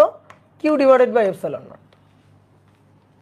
এই কিউ ডিভাইডেড বাই এপসাইলন নটের মান হচ্ছে এই চিত্র অনুযায়ী 8, এই চিত্র অনুযায়ী 8। তাহলে 1 2 3 4 5 6 7 8, 8টা। এখন আমি যদি এটাকে একটা বড় তল দিয়েও ঘিরি, এই বড় তল দিয়ে নির্গত ফ্লাক্স কয়টা? এই বড় তল দিয়ে নির্গত ফ্লাক্স কয়টা? 8টাই, সেমই। এখন মনে করো আমার কাছে কোনো সুষম গোলক নাই, কোনো সুষম গোলক টোলক নাই, ঠিক আছে, গরিব মানুষ আমি, আমার কাছে গোলক নাই, আমার কাছে আছে ঠোঙা, পলিথিনের প্যাকেট আছে। তা আমি ওরকম পলিথিনের প্যাকেট বা বস্তা দিয়ে ঘিরে নিলাম, বস্তা দিয়ে এভাবে ঘিরে নিলাম, ঠিক আছে, এভাবে ঘিরে নিলাম, এই বস্তা দিয়ে ঘিরে নিলাম। বলো এই বস্তার তল দিয়ে নির্গত ফ্লাক্স কয়টা? 8টাই, সেম। কি কথা বুঝছো? এটাই হচ্ছে মজার। আমি যদি এই চার্জটাকে একটা ঘনকের মধ্যেও ঢুকাই, ধরো একটা ঘনকের মধ্যে ঢুকাই, তাহলে ঘনকের সবগুলো তল দিয়ে নির্গত ফ্লাক্স কয়টা? ওই 8টাই। তাহলে যে কোনো তল শুধু বদ্ধ হইলেই হবে, বদ্ধ তল দিয়ে নির্গত ফ্লাক্স বদ্ধ হইতে হবে, বদ্ধ না হলে কিন্তু হবে না। এই বদ্ধ তল দিয়ে নির্গত ফ্লাক্স হচ্ছে এইটা, এটাই গাউসের সূত্র, এটাই গাউসের সূত্র। তাহলে গাউসের সূত্র আমরা পড়ে ফেলছি অলরেডি। গাউসের সূত্র, গাউস বলতেছে, একটু বাংলা লিখে দিই। গাউস বলতেছে কোনো চার্জকে আবদ্ধ করে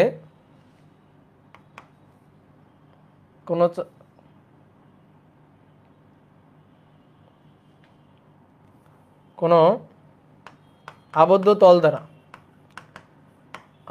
তল দ্বারা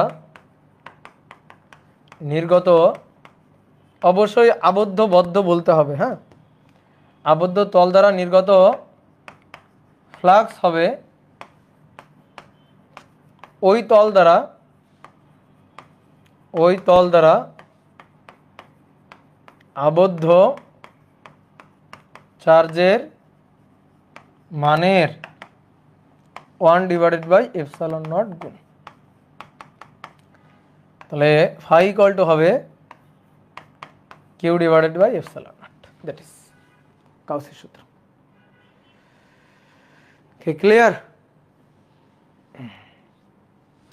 ঠিক আছে, বোঝা গেছে? তাহলে দুনিয়ার সবচেয়ে কঠিন গাউসের সূত্র তুমি পড়ে ফেলছো, ঠিক আছে।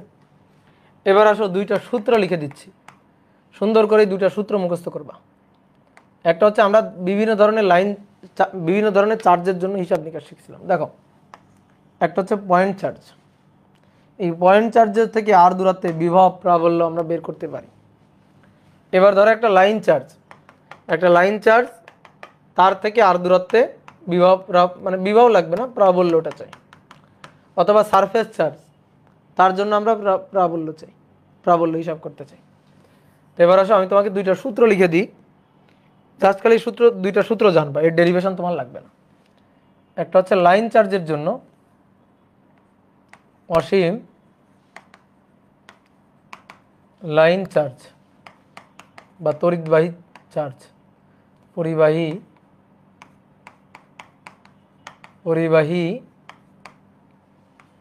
রেখা চার্জের জন্য প্রাবল্য, হ্যাঁ, এটা হচ্ছে একটা তড়িৎবাহী রেখা চার্জ।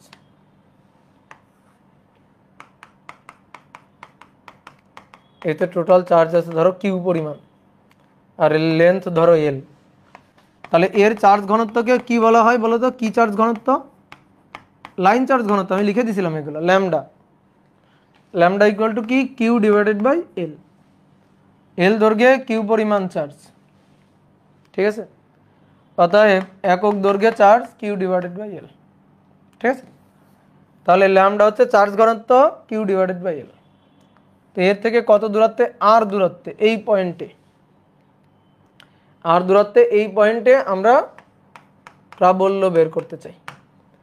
প্রাবল্য হচ্ছে +1 কুলম্ব চার্জের উপর বল। এখানে যদি +1 কুলম্ব চার্জ রাখো, চিন্তা করে দেখো তো, এরা প্লাস চার্জ, তো এই প্লাস চার্জ এই প্লাস চার্জকে ধরে তো এইদিকে ধাক্কা দিবে। তো এটা হচ্ছে প্রাবল্যের ডিরেকশন। হ্যাঁ, এটা হচ্ছে প্রাবল্যের ডিরেকশন। তো এই প্রাবল্যের মানটা কত হবে? প্রাবল্যের মান হবে lambda divided by 2 pi epsilon naught R. ঠিক আছে, এই দূরত্বটা লম্ব দূরত্বটা আর।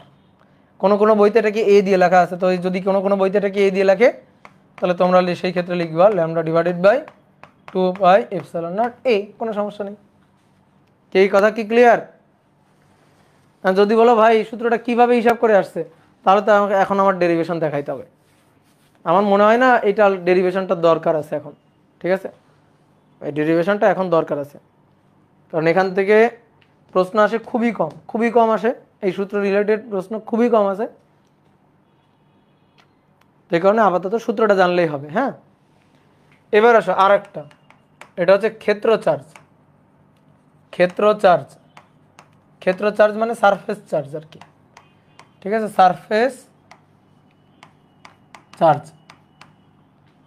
চার্জের জন্য প্রাবল্য, সারফেস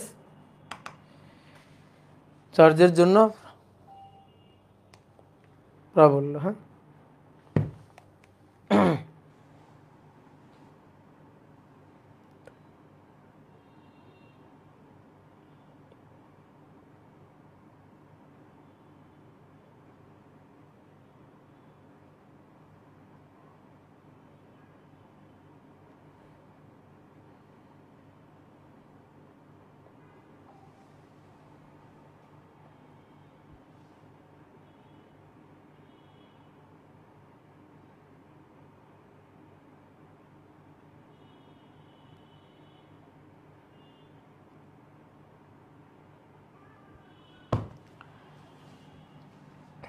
দেখো এটা হচ্ছে একটা সারফেস চার্জ,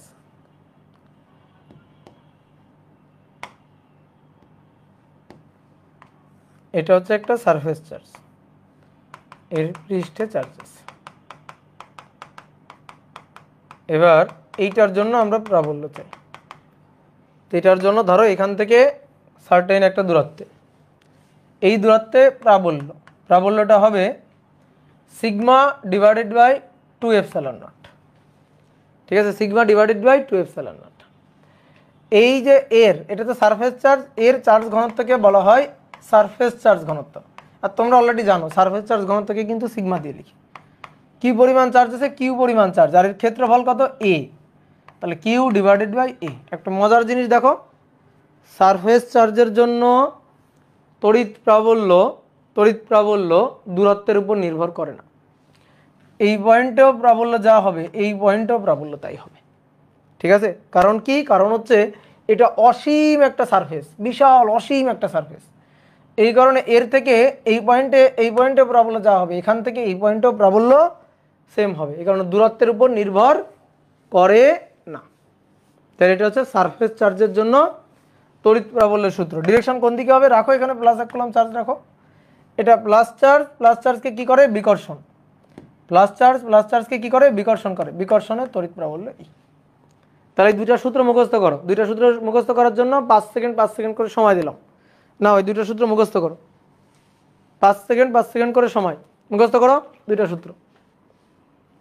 কি চার্জ? Line charge. কি charge? Surface charge. Surface charge থেকে প্রাবল্য কত দূরে এর উপর ডিপেন্ড করে না, আর এর জন্য দূরত্বের উপর ডিপেন্ড করে। সূত্র কি? Lambda divided by 2 pi epsilon naught A বা আর। আর ওইটার জন্য সূত্র কি? Sigma divided by 2 epsilon not.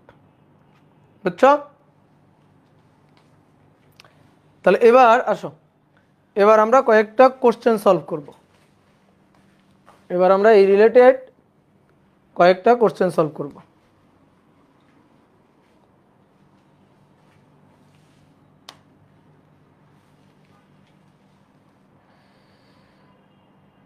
তো বোর্ড কোশ্চেন দিয়ে শুরু করি, কি হয় দেখি। 1 নম্বর কোশ্চেন কোন বোর্ড? বোর্ড হচ্ছে ঢাকা বোর্ড 23। ঢাকা বোর্ড 23। এই একটা পাত আছে, এই পাতটার চার্জ হচ্ছে আচ্ছা এভাবে আঁকি, কোশ্চেনে যেভাবে আঁকা আছে।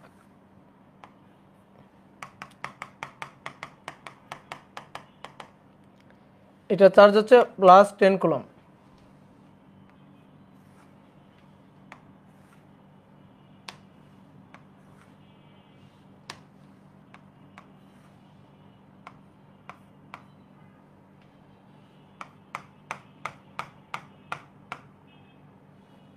আর এটা হচ্ছে -10 কুলম। এখান থেকে দূরত্ব 1 মিলিমিটার, এখানে একটা বিন্দু এম, আর এখান থেকেও 1 মিলিমিটার দূরে একটা বিন্দু এন, আর এই দূরত্বটা হচ্ছে 6 মিলিমিটার।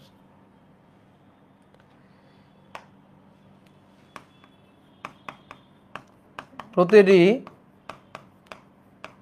পাতের ক্ষেত্রফল 2 centimetre square. Epsilon naught 8.854 into 10⁻12 coulomb square per newton per metre square.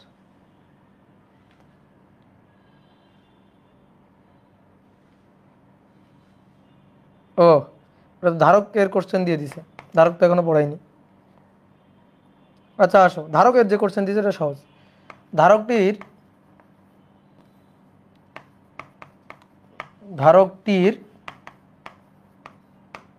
ধারকত্ব নির্ণয় করো।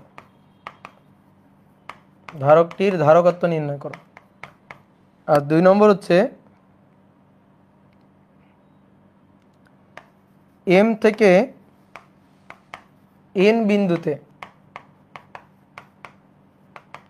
+2 কুলম চার্জ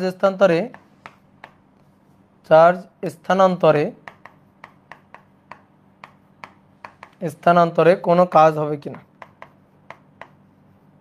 কোনো কাজ হবে কিনা। ওকে, এইটা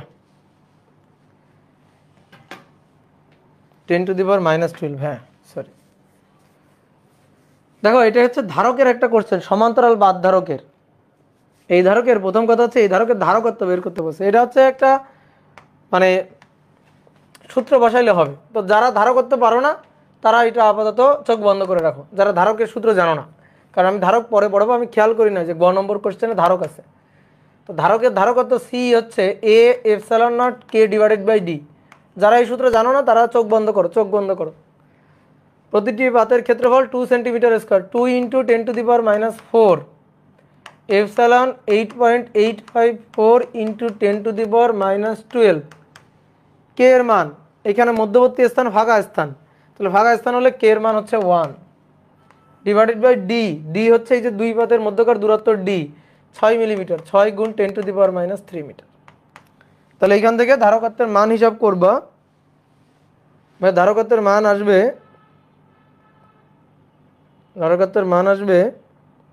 2.95 ইন্টু 10⁻13 ফ্যারাড। হ্যাঁ, এটা হচ্ছে ধারকত্বের মান। এবার আসো 2 নম্বরে। 2 নম্বর কোশ্চেনটার জন্য আসলে এই কোশ্চেনটা তোলা, ঠিক আছে? 2 নম্বর কোশ্চেনটার জন্য এই কোশ্চেনটা তোলা। দেখো টুকিটাকি কোনাকাঞ্চি থেকে কিন্তু প্রশ্ন চলে আসবে।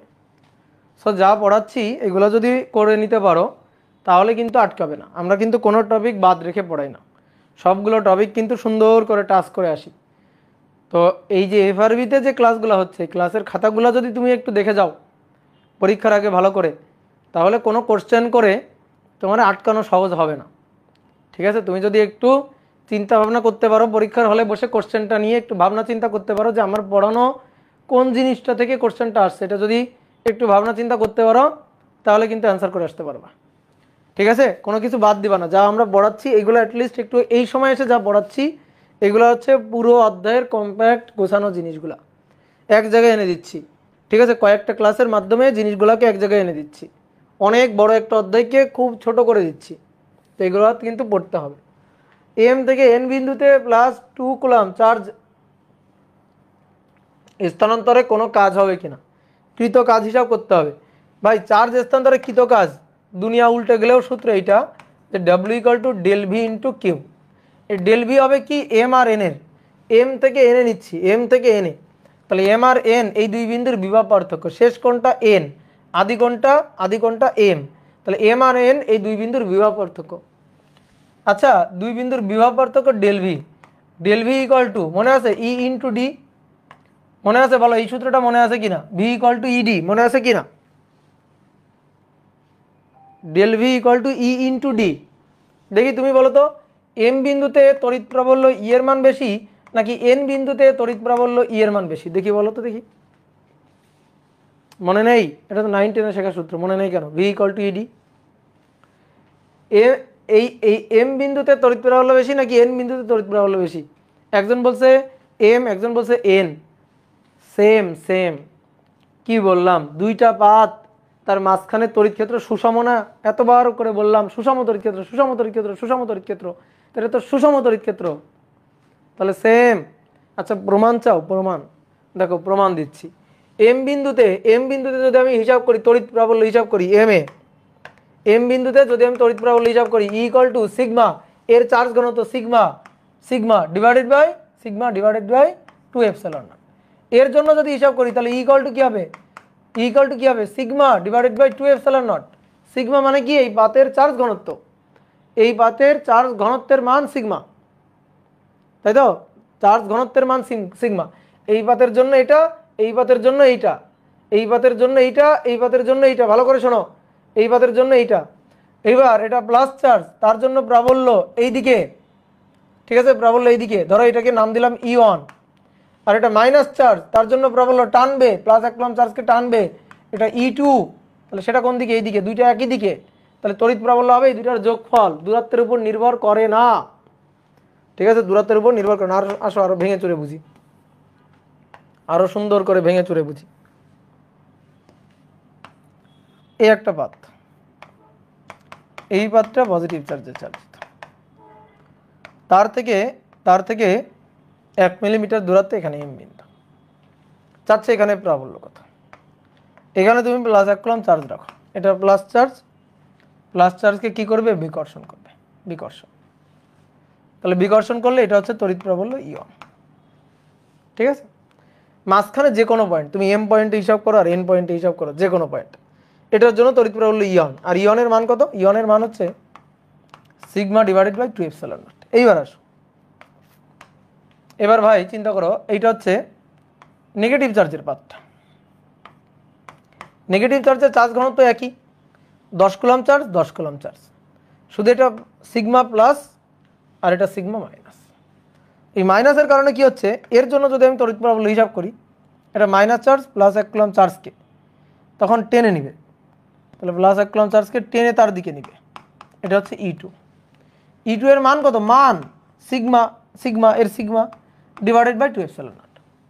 তাহলে আমি কি করলাম? দুই পাতের মাঝখানে কোনো বিন্দুতে তড়িৎ প্রাবল্য হিসাব করতেছি, মাঝখানের কোনো বিন্দুতে তড়িৎ প্রাবল্য কত সেটা হিসাব করতেছি, এম বিন্দুতে হিসাব করতেছি। তাহলে এম বিন্দুতে লব্ধি তড়িৎ প্রাবল্য হবে sigma divided by 2 epsilon naught plus sigma divided by 2 epsilon naught, sigma divided by 2 epsilon naught, মানে তড়িৎ প্রাবল্য ই হবে ই1 প্লাস ই2। কারণ কি? দুইটা একই দিকে, তাই না? দুইটা কি একই দিকে না? ই1ও যেদিকে, ই2 সেই দিকে, একই দিকে, তাহলে ই1 আর ই2 একই দিকে, তাহলে লব্ধি প্রাবল্য হবে এদের দুইটার যোগফল, তাহলে sigma divided by epsilon naught. দেখছো? সিগমা ডিভাইডেড বাই কি? 2 epsilon naught plus sigma divided by 2 epsilon naught, যোগ করলে কি হবে? Sigma divided by epsilon naught. আমি এম বিন্দুতে হিসাব করছি, তুমি এন বিন্দুতে হিসাব করতো। আমি এম এ হিসাব করছি, তুমি এন হিসাব করে আমার বলো, সেম হবে না আলাদা হবে? বলো বলো বলো। আমি এম বিন্দুতে হিসাব করছি, তুমি এন বিন্দুতে হিসাব করে, সেম হবে না আলাদা হবে? অবশ্যই সেমই হবে। তাহলে তড়িৎ প্রাবল্যের মান কি? সেম তো? হ্যাঁ। তাহলে এবার আসো, আমরা চাচ্ছিলাম W equal to del V M আর এন বিন্দুর বিভব পার্থক্য ইন্টু কিউ। তাহলে এবার আসো ম্যাথটা করবো। তাহলে কৃত কাজ ডেল ভি এম আর এন বিন্দুর বিভব পার্থক্য ইন্টু কিউ, আর ডেল ভি মানে ই ইন্টু ডি, তাহলে তাহলে এই দুই বিন্দু এম আর এন, এই দুই বিন্দুতে একই তড়িৎ ক্ষেত্র। ই এর মানটা বসাবা, ডি বসাবা দুই বিন্দুর মধ্যকার দূরত্ব, আর কিউ এর মান বসাবা। তাহলে ই ইকুয়াল টু হবে sigma divided by 2 epsilon naught, epsilon naught হবে ডি কিউ। সিগমা হচ্ছে চার্জ ঘনত্ব, sigma equal to Q by A, sigma equal to Q by A. তাহলে Q by A epsilon naught D Q. এবার মান বসাও। Q এর মান plus 10 coulomb, মানে মান হচ্ছে 10, এ হচ্ছে 2 সেন্টিমিটার স্কোয়ার, তাহলে 2 ইন্টু 10⁻⁴। এপসাইলন নটের মান তো জানো, 8.854 into 10⁻12। D into Q, D এর মান কত? এম আর এন বিন্দু দূরত্ব, ডি এর মান এই ডি কিন্তু না, এবার এম আর এন বিন্দু দূরত্ব, তো 6 থেকে 1 আর 1 মিলিমিটার বাদ দাও, তাহলে 4 মিলিমিটার, ডি এর মান 4 মিলিমিটার, 4 ইন্টু 10⁻³ কিউ। এই দেখো কত কুলম চার্জকে নিয়ে যাচ্ছে, স্থানান্তর করতেছে কত কুলম চার্জকে, 2 কুলম চার্জকে, তাহলে গুণ হচ্ছে 2। এখান থেকে কৃতকাজটা যা আসে তাই, এখান থেকে কৃতকাজ হিসাব নিকাশ করে যা আসে তাই। ঠিকই করছে, কথা কি বুঝছো?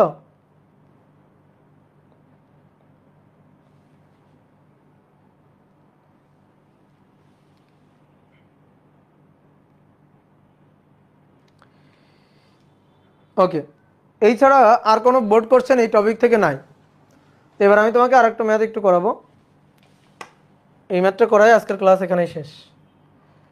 ঠিক আছে, নেক্সট দিন আমরা আর একটু বেশি সময় ধরে পড়বো, আজকে আর বেশি সময় পড়ানো যাচ্ছে না, খুব ব্যথা করছে তাতে। 2 নম্বর বলা হচ্ছে একটি 4 মিটার দৈর্ঘ্যের পরিবাহী তারে 10 কুলম চার্জ দেওয়া হলো। পরবর্তীতে তারটিকে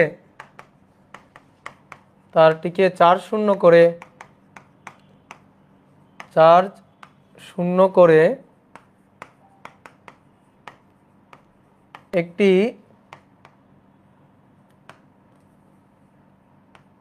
ঘনক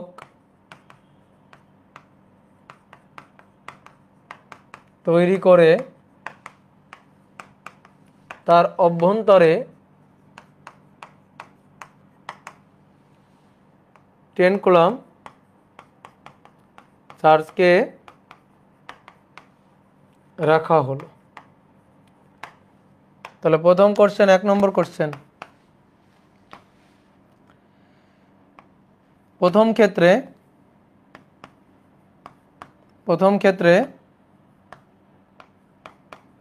তারটি হতে 2 সেন্টিমিটার 2 মিলিমিটার দিদি 2 মিলিমিটার লম্ব দূরত্বে +3 মাইক্রোকুলম চার্জ রাখলে তা কত বল অনুভব করবে?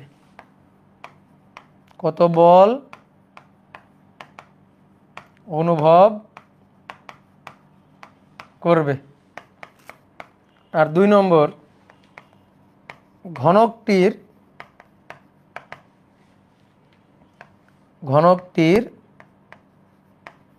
মধ্যবিন্দুতে চার্জটি রাখার পর ঘনকের প্রতিতল দিয়ে নির্গত ফ্লাক্স কত হবে? প্রতিতল দিয়ে নির্গত ফ্লাক্স কত হবে? নাও তোলো তো কোশ্চেনটা, তোলো। কি হলো, এখানে চলে আসলো কেন?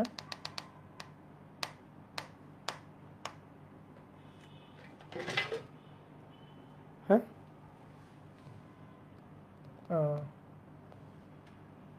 হ্যাং খাইছিল। চলো এবার দাদা আর কয়টা ক্লাস হবে এই চ্যাপ্টারের? আর একটা হবে।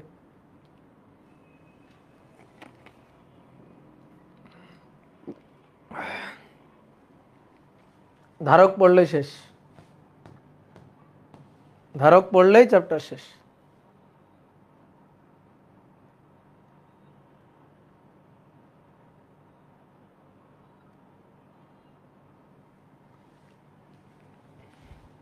তোলো তোলো তোলো, দ্রুত তোলো। তুলছ? দেখো প্রথম ক্ষেত্রে কি বলছে, প্রথম ক্ষেত্রে 1 নম্বরে আসো। প্রথম বলছে এই নাও তার।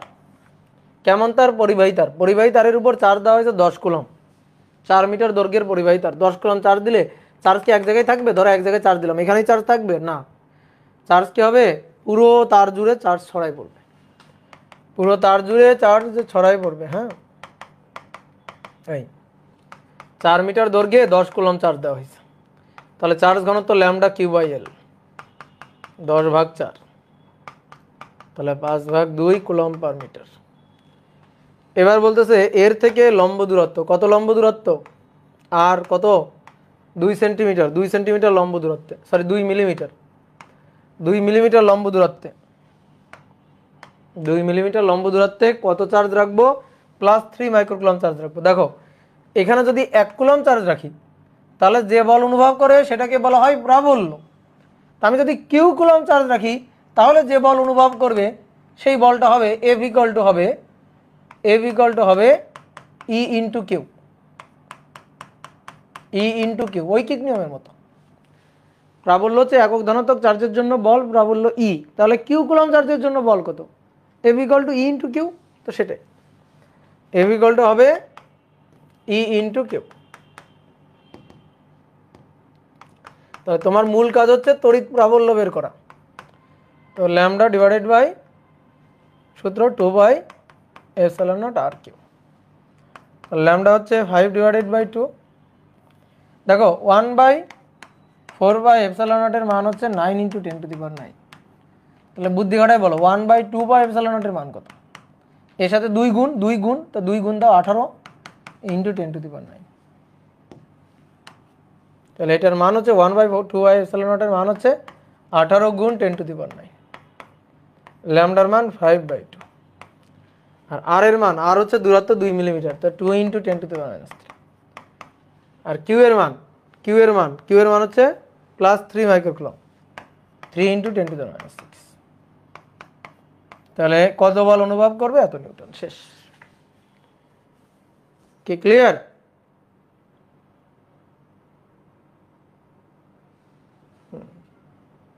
ওকে, F equal to E Q, F equal to E Q, এটা হচ্ছে সূত্র। এইবার আসো 2 নম্বরটা পড়ো। বলছে তারটাকে চার্জ শূন্য করে, তারে কোনো চার্জ থাকবে না। এবার ওই তার দিয়ে একটা ঘনক তৈরি করবা। তারকে কেটে কুটে একটা ঘনক বানাও। একটা ঘনক বানাইলাম। ঘনক বানানোর পরে ওই যে 10 কুলম চার্জকে ঘনকের ভেতরে রাখো। কত কুলম চার্জ? 10 coulomb charge. তাকে কোথায় রাখতে হবে? ঘনকের ভেতরে রাখতে হবে। তো ঘনকের ভেতরে Q equal to 10 coulomb charge রাখলাম। রাখলে দেখি তোমাদের কেমন বুদ্ধি। এখান থেকে ফ্লাক্স বের হবে না? তড়িৎ বল রেখা বের হবে তো নাকি? এখান থেকে তড়িৎ বল রেখা বের হবে। বলো তড়িৎ বল রেখাগুলো কেমন ভাবে বের হবে? 2D আর 3D? 2D আর 3D? 3D।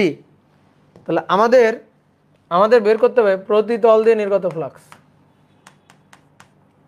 প্রতি তল দিয়ে নির্গত ফ্লাক্স বের করতে হবে। আমাদের বের করতে হবে প্রতি তল দিয়ে নির্গত ফ্লাক্স। তাহলে প্রতি তল দিয়ে নির্গত ফ্লাক্স কত হবে? বলো ভাই কত হবে? টোটাল ফ্লাক্স হচ্ছে Q/ε0।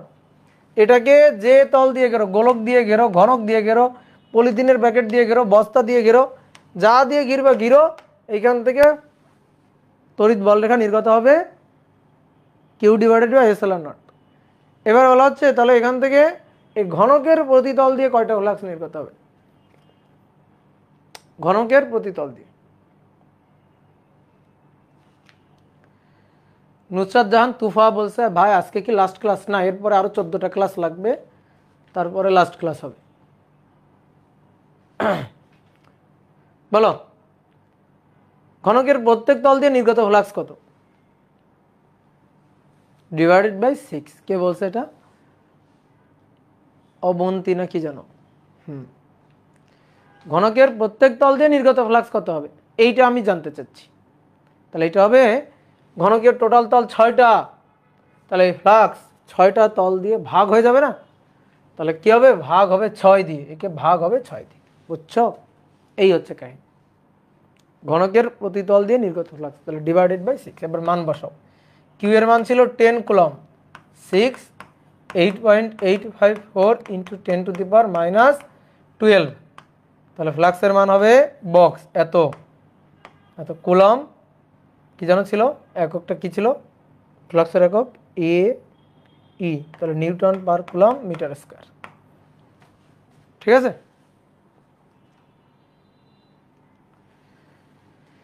ভাই একদিক দিয়ে ছিদ্র হলে কি ফ্লাক্স জিরো হয়ে যাবে?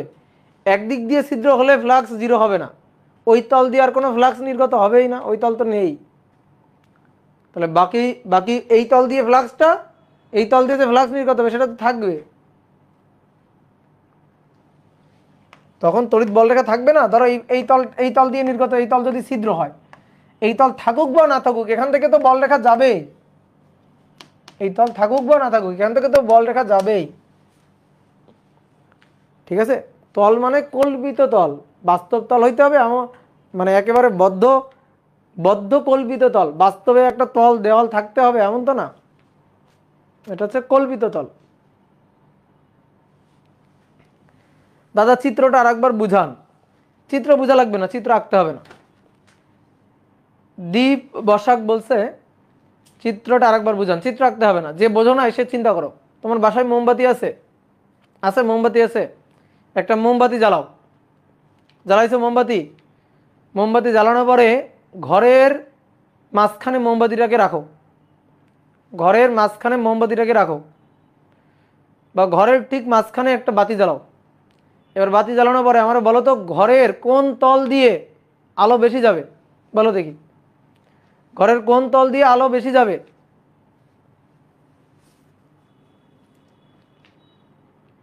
বলো দীপ বসক, বলো ঘরের কোন তল দিয়ে আলো বেশি যাবে? সব তল দিয়ে সমান যাবে। এবার বলো ঘরের তল কয়টা? ঘরের তল কয়টা? 6টা। দীপ বসক বলো ঘরের তল হচ্ছে 6টা। তাহলে এবার আমি বললাম আলো হচ্ছে 60 একক, আলোর পরিমাণ 60 একক। তাহলে প্রত্যেক তলে কি পরিমাণ আলো পড়ছে কেমনে বের করবা? 10 একক। কেমনে বের করছো? কেমনে বের করছো বলো? ভাগ করে। কত দিয়ে? কত দিয়ে ভাগ করছো? 6 দিয়ে। কেন ভাগ করছো? কারণ তল 6টা। তাহলে টোটাল ফ্লাক্স বা টোটাল বল রেখা বা টোটাল আলো 6 তল দিয়ে ভাগ হয়ে যাবে। বুঝছো না বুঝো নাই? বলো বুঝছো না কি বুঝো নাই? এটাই হচ্ছে কাহিনী। টোটাল ফ্লাক্স হচ্ছে Q divided by epsilon naught. তাহলে 6 তল, তাহলে প্রতি তল দিয়ে নির্গত ফ্লাক্স ভাগ হয়ে যাবে। দ্বীপ বসাক বোঝা নাই? বুঝছো? দ্বীপ বসাক কই? হ্যাঁ ক্লিয়ার, দ্বীপ বসাক বুঝলে সবাই বুঝে গেছে। এবার বলো তো দেখি, দ্বীপ বসাক বলবে। এখানে একটা কিউ চার্জ আছে, এখানে একটা কিউ চার্জ আছে। এবার এই কিউ চার্জের একটা অংশকে এরকম একটা অর্ধগোলক দিয়ে আটকানো হয়েছে।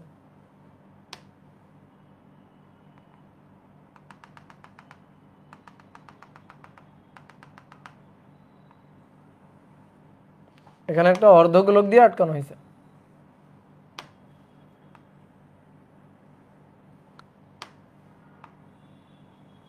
এই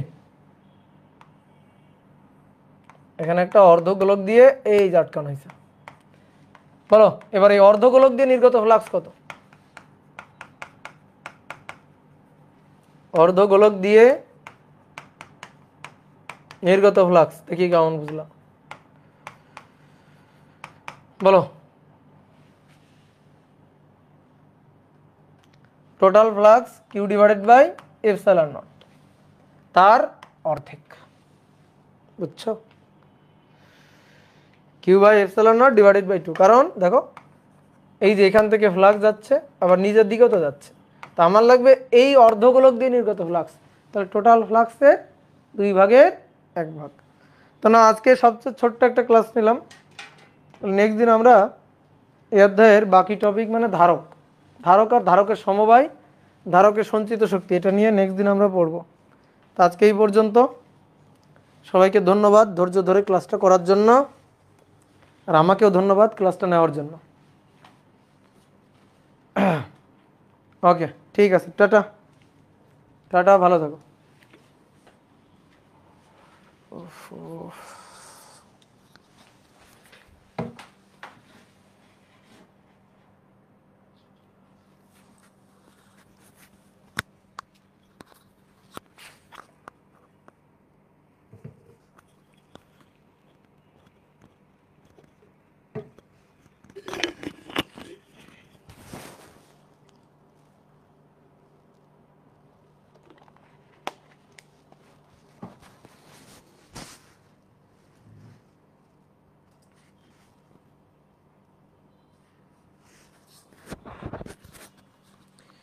আবির একটা কোশ্চেন করছে, দাদা সুষম তড়িৎ ক্ষেত্রে যদি কোন করে তল বসাই তাহলে তো তড়িৎ বলরেখা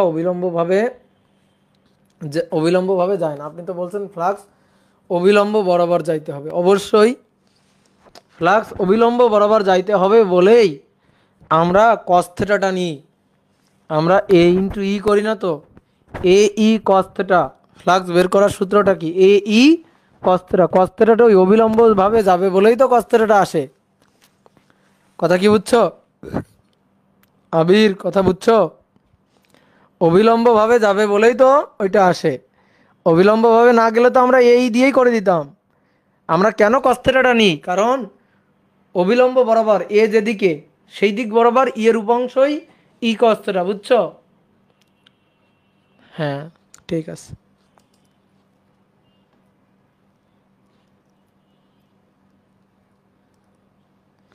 দাদা গোলক হলে কি হবে, মানে কয়টা তল হবে? গোলক তো একটাই তল, গোলকের আবার কয়টা তল?